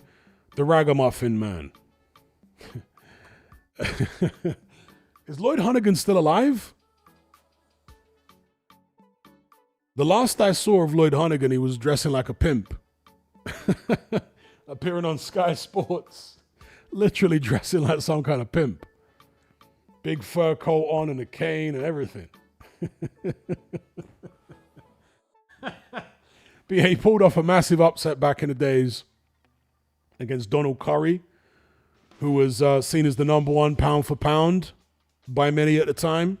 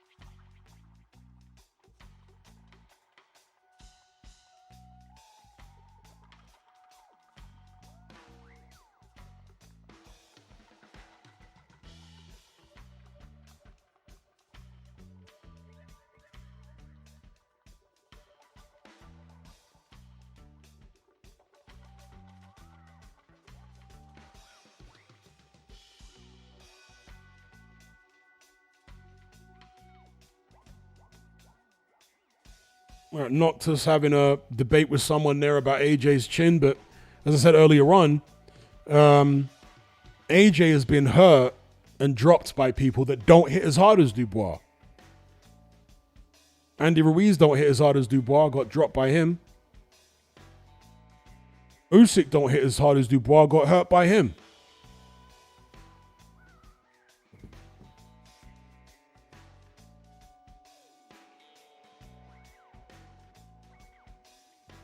And I can't imagine AJ's chin is going to be as good now as it was before the Dubois fight.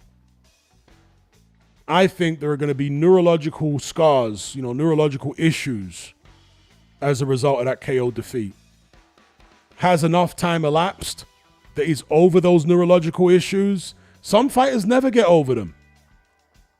Their brain is affected in such a way that it's permanent. A good example would be Jeff Lacey.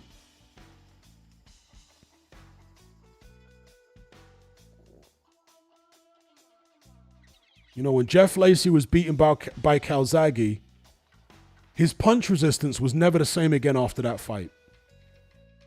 Anyone who followed Jeff Lacey's career up to that point knows what I'm saying is true. His punch resistance was never the same after that Calzaghe fight.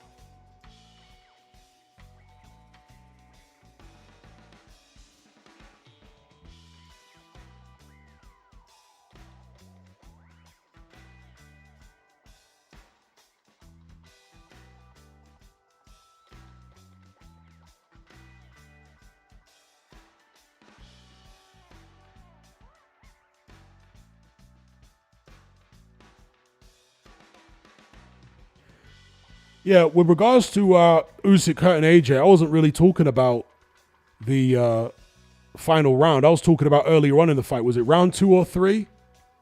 When AJ got rocked by a left hand from Usyk? I was more talking about that. Early in the fight when AJ was still fresh, Usyk had him on Bambi legs.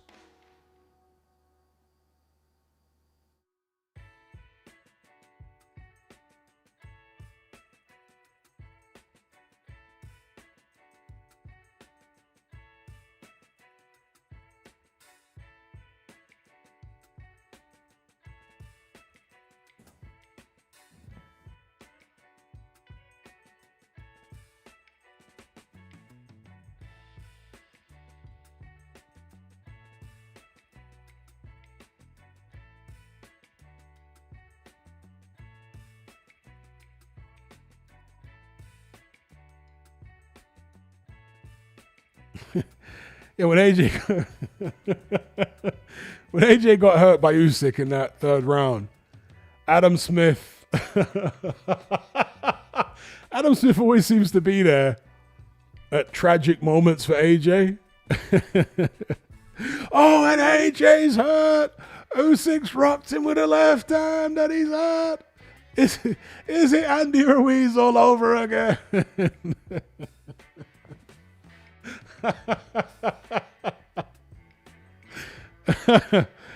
Yo.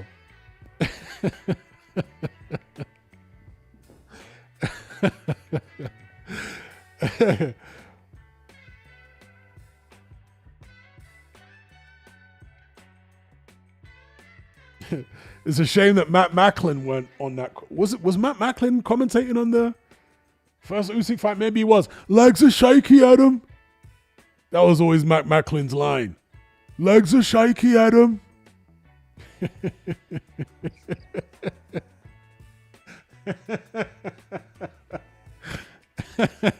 Literally, every fight when someone gets hurt, Macklin, legs are shaky, Adam.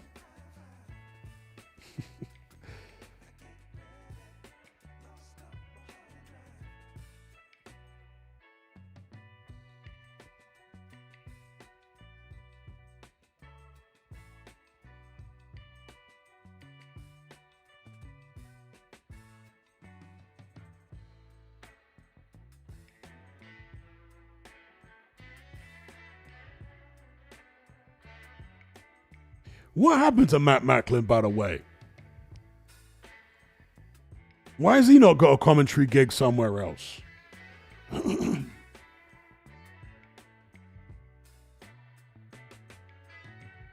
He's a damn sight better than Darren Barker, I'll tell you that.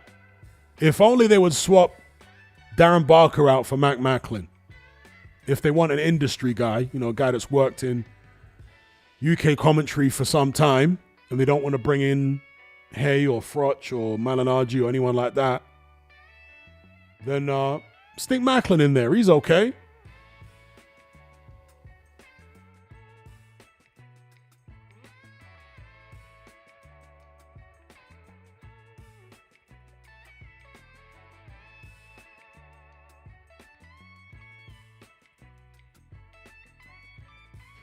Ben Oldham says, because he's linked to someone that we dare not mention. Well, he sold his business,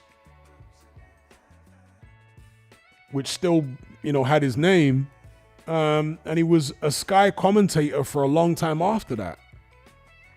So I don't quite know why that would be something held against him for a job in future. Because again, he was working as a commentator long after he sold that company and long after, all of the MTK stuff and the associations came out. So, I don't know.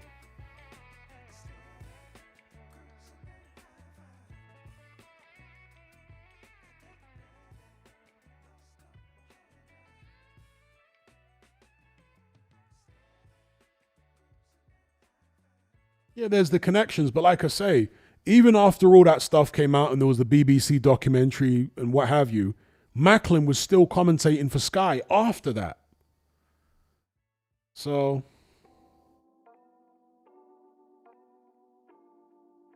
even Uncle Phil says he's just exclusive to Sky, probably waiting for his contract to run out to move on.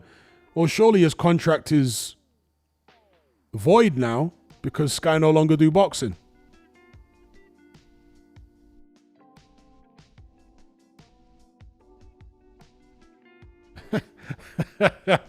AJ says, remember AJ's foot trying to find the canvas after getting dropped by Ruiz? Yeah, I remember that. Poor AJ.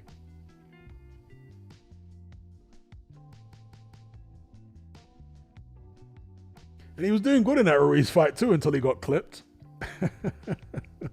He went in there looking for a grandstand finish because he wanted to outdo Deontay Wilder, who just chinned Dominic Breazeale in a round. So he felt like he needed to produce a similar KO against Andy Ruiz.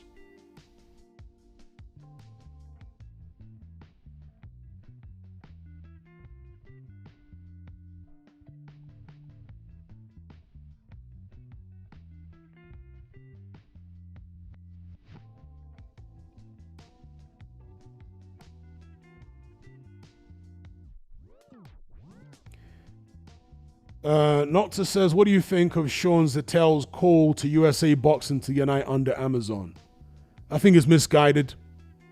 I think if USA Boxing was going to unite under any broadcaster, it should be Netflix.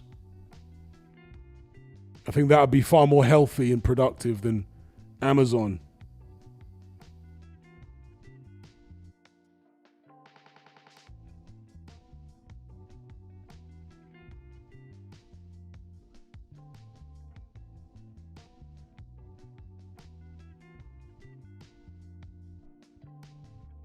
Am I going to do a stream for the AJ fight? I may do. I'm not guaranteeing it, but I may do.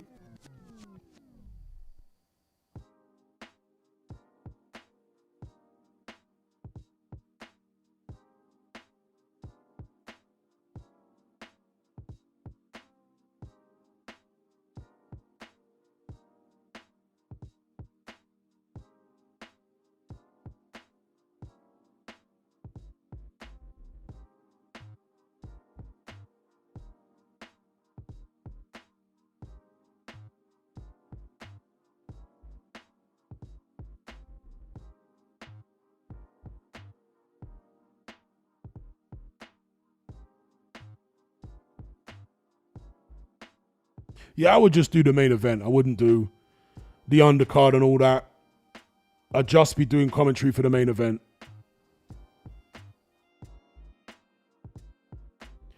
Danny says, I can see Jake landing a pretty fast jab and busting AJ's nose early. Yeah, I can't see that.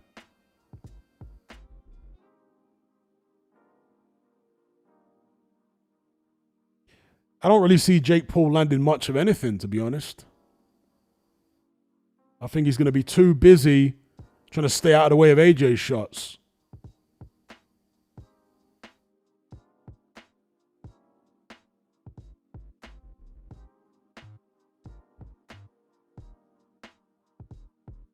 Okay, Silver, the reviewer's got Jake Paul by second round KO.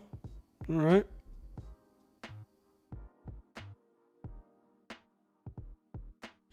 Okay, that's interesting. Afro Jam says, Keno Marley is debuting.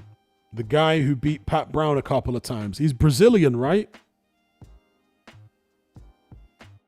Don't get many Brazilian heavyweights, as in professional boxers. Plenty of them in MMA, but in pro boxing, you don't really get many Brazilian heavyweights.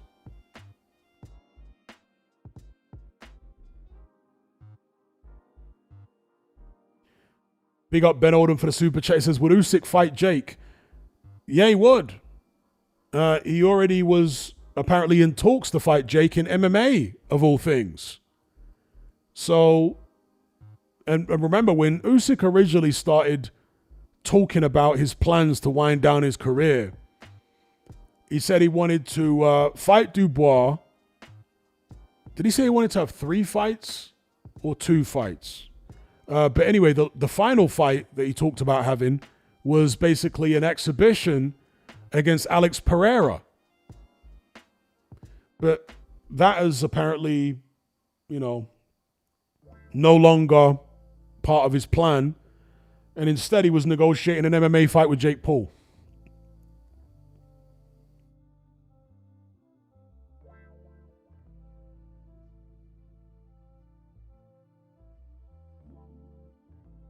Big up Ben Oldham for the super chat. Danny says Usyk wants a bare knuckle as well. Yeah, I don't know what made George Fox, a.k.a. Abdi, Don Charles' son, think that Usyk was some kind of like soft guy outside of boxing, whereby he could start threatening to gouge his eyes out and all this kind of, oh, you don't want to take me on in a street fight, stick to boxing. Like, if there was ever a time that a street fight happened between Alexander Usyk and George Fox, my money would be on Usyk all day long. In any kind of street fight with George Fox. Usyk's got a wrestling background, also a kickboxing background, and a boxing background. And the guy is literally like Iron Man or something. He's got unbelievable stamina, incredible strength for his size. He would, I think he would absolutely muller George Fox in any kind of street fight. I mean, good God, man. Why does George Fox think that Usyk's not on smoke on the hard road, on the cobbles? You know, Usyk, I don't know how ignorant George Fox is, but Ukraine is much rougher than the United Kingdom. It's a much rougher country.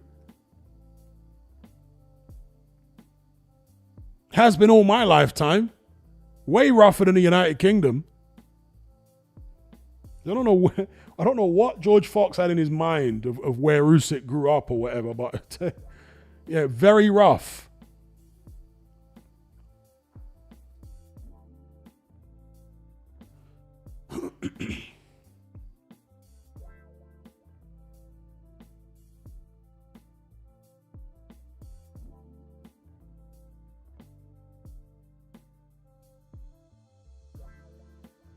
Afro Jam says, the guy who busted TKV's eye seems to be blackballed.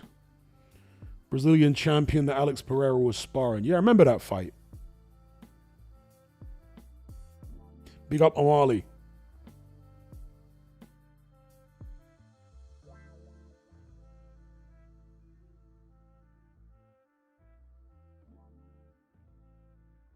I agree with Striker.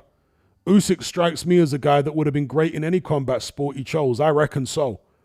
Not just because he's athletic and he's tough, but also because he is obsessive about technique and getting better. Totally, I mean, he's obsessed to the point where he's crazy.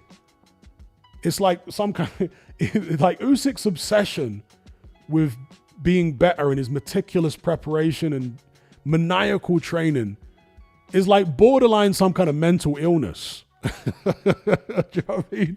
But that's what it takes to be as good as he is. The guy is actually crazy. And that's what Derek Chisora said when he actually witnessed how Usyk trains. He was like, the guy is nuts. The guy is actually nuts.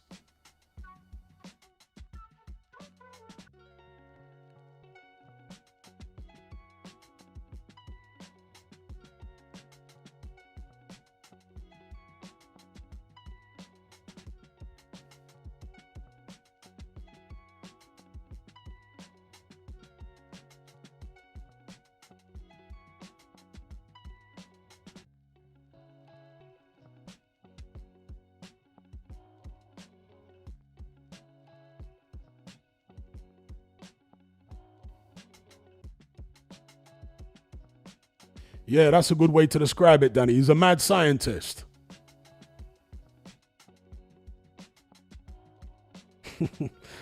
That's actually a good nickname for him. Because his nickname officially is the Cat. Because of the fact that Usyk, apparently, the actual name Usyk means whisker. And that's why they call him the Cat. But the mad scientist is probably more fitting. The mad scientist, Alexander Usyk. I like the way Usyk always switches up the hairstyle. You guys notice that? He's always switching up his hair. And that, to me, shows that he doesn't like to stagnate himself as an individual. He always likes to evolve and do different things and keep things fresh. I think that's reflected in the fact he's always changing his hair. Then he says Doc Brown from Back to the Future. An iconic character, Doc Brown.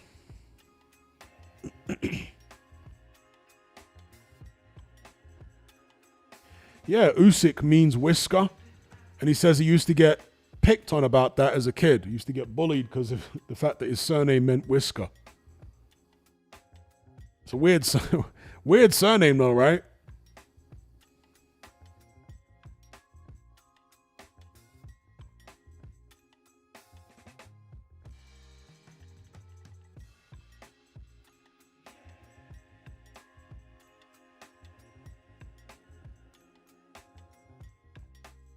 Big up Swaggins for the super chat. He says, yes, Hatman, just finished an afternoon shift. This will do me nicely for the drive home. Big up Swaggins. Much appreciated on the super chat, sir. Hello, hi, and welcome.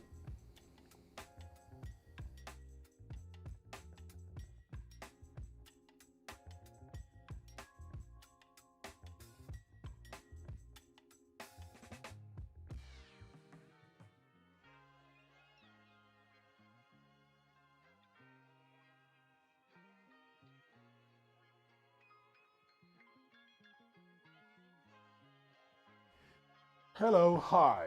Hello, hello, hi. Hello. Who remembers that freestyle by Big Nasty? Was it SBTV? Where he starts off the freestyle talking about hello, hi. Hello, hello, hi. Hello, hello, hi. Hello, hello, hi. Hello. Hello, hi. People are thinking I've gone mad here. But if you know, you know. Hello, hello, hi. Hello, hello, hi. Shout out to Ali for the super chat. Says, Hatman, what advice can you give me to improve your physical strength and toughness to be rock solid in terms of being much better in situations? I'm always an advocate for body weight exercises, pull-ups, push-ups, and squats. Because push-ups and pull-ups really help your core. And people tend to do push-ups, pull-ups, and squats more consistently than they'll lift heavy weights.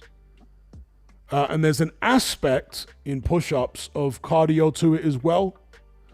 So I would say get into doing pull-ups, push-ups, and squats on a daily basis. Don't go crazy and try and do too many, but just do a decent amount where you're just straining your body every day with those exercises. And if you do it consistently over several months, you'll notice you have a lot more strength to move people around and stuff like that. And there's some even better advice from Ben Odom. Avoid situations. Yeah, avoid situations, but the reason I still train even now is, well, partly because I enjoy it, but two, just in case. You never know. As a man, you want to be able to defend yourself if need be. And also, you want the confidence to know that you can defend yourself. And when you're in shape, when you're training, you walk with that confidence that you can defend yourself, you know? And when you have confidence, people are less likely to want to test you when you're confident in the shape that you're in. So, yeah. Yeah, you're always better off avoiding if you can, but sometimes you can't. When that time comes, or if that time comes, God forbid, you want to be ready for it. You want to be confident that you can deal with it if that time comes.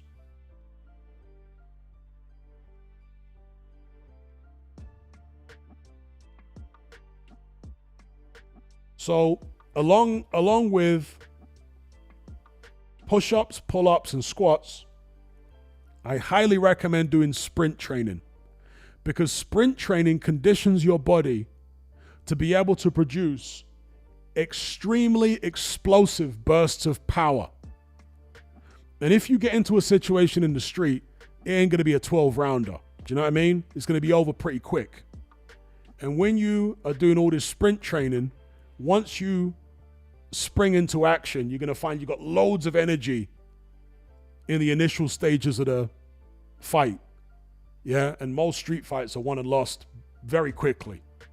So you want to be the guy that has that crazy burst of energy. And if you're doing sprint training, it's going to give you that burst of energy. So I highly recommend sprint training rather than long, drawn-out distance running. Sprint training, where your body's operating at maximum capacity. So do that consistently. You'll feel stronger and you'll feel more confident that you can handle yourself. As far as the strength, right? Obviously, you want to be doing some type of combat sports training on top of that, but you asked me specifically about the strength aspect. Yeah. those are the exercises I would recommend.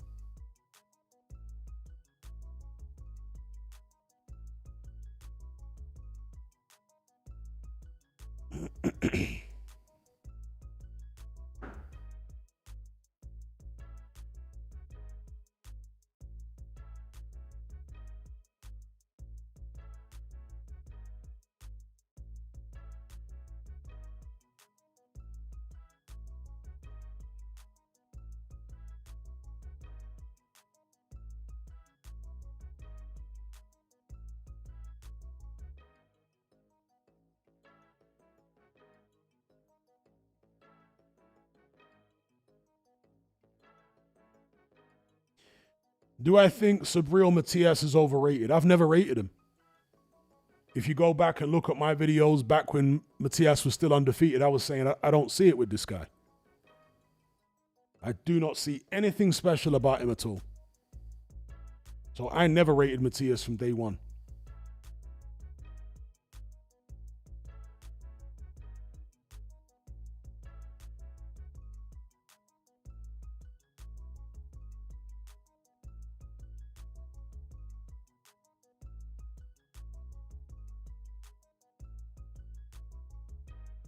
Huh? Even Uncle Phil says Adelaide got replaced by Wardley, Bentley replaced by Oh, I guess you mean in Warren's stable. I thought for a second you were saying Wardley was going to be on the Nigeria card. On the priority list. Okay, yeah, I get you. On the Warren priority list.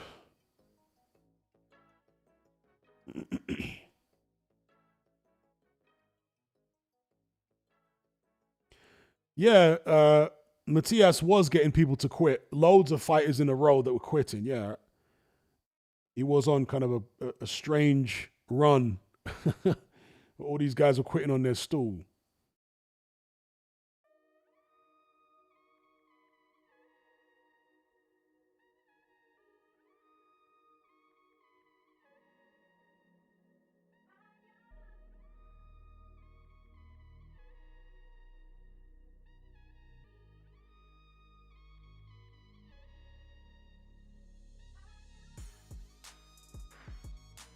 All right, peeps, going to bring this one to a close. You know the routine. I'm shouting out each and every one of you for joining me on this night flight. With a special shout out to those who donated via Super Chat. If I can just refresh this streaming hub here. Oh, big up Ali for the Super Chat. He says, I'm going to start training after Christmas. In the new year, fresh start, unless I don't have to go abroad. Big up, Ali. Thank you very much for that final Super Chat. All right, so a special shout out to those who donated. They were Hayden, D-Man, GMS Nightmare, Grizz, KO Talk, Kayvon Green, Ben Odom, big up Ben Odom, Matt Borgerson, Charles B, Bobs, Gaz, Adam Fulks, Danny, of course, Lone Wolf Boxing, Swaggins, and Ali. Special shout out to all you guys for donating via Super Chat. And big up everyone else who joined the conversation. Until next time, take care. Be good. I'll catch you on the other side. I'm out.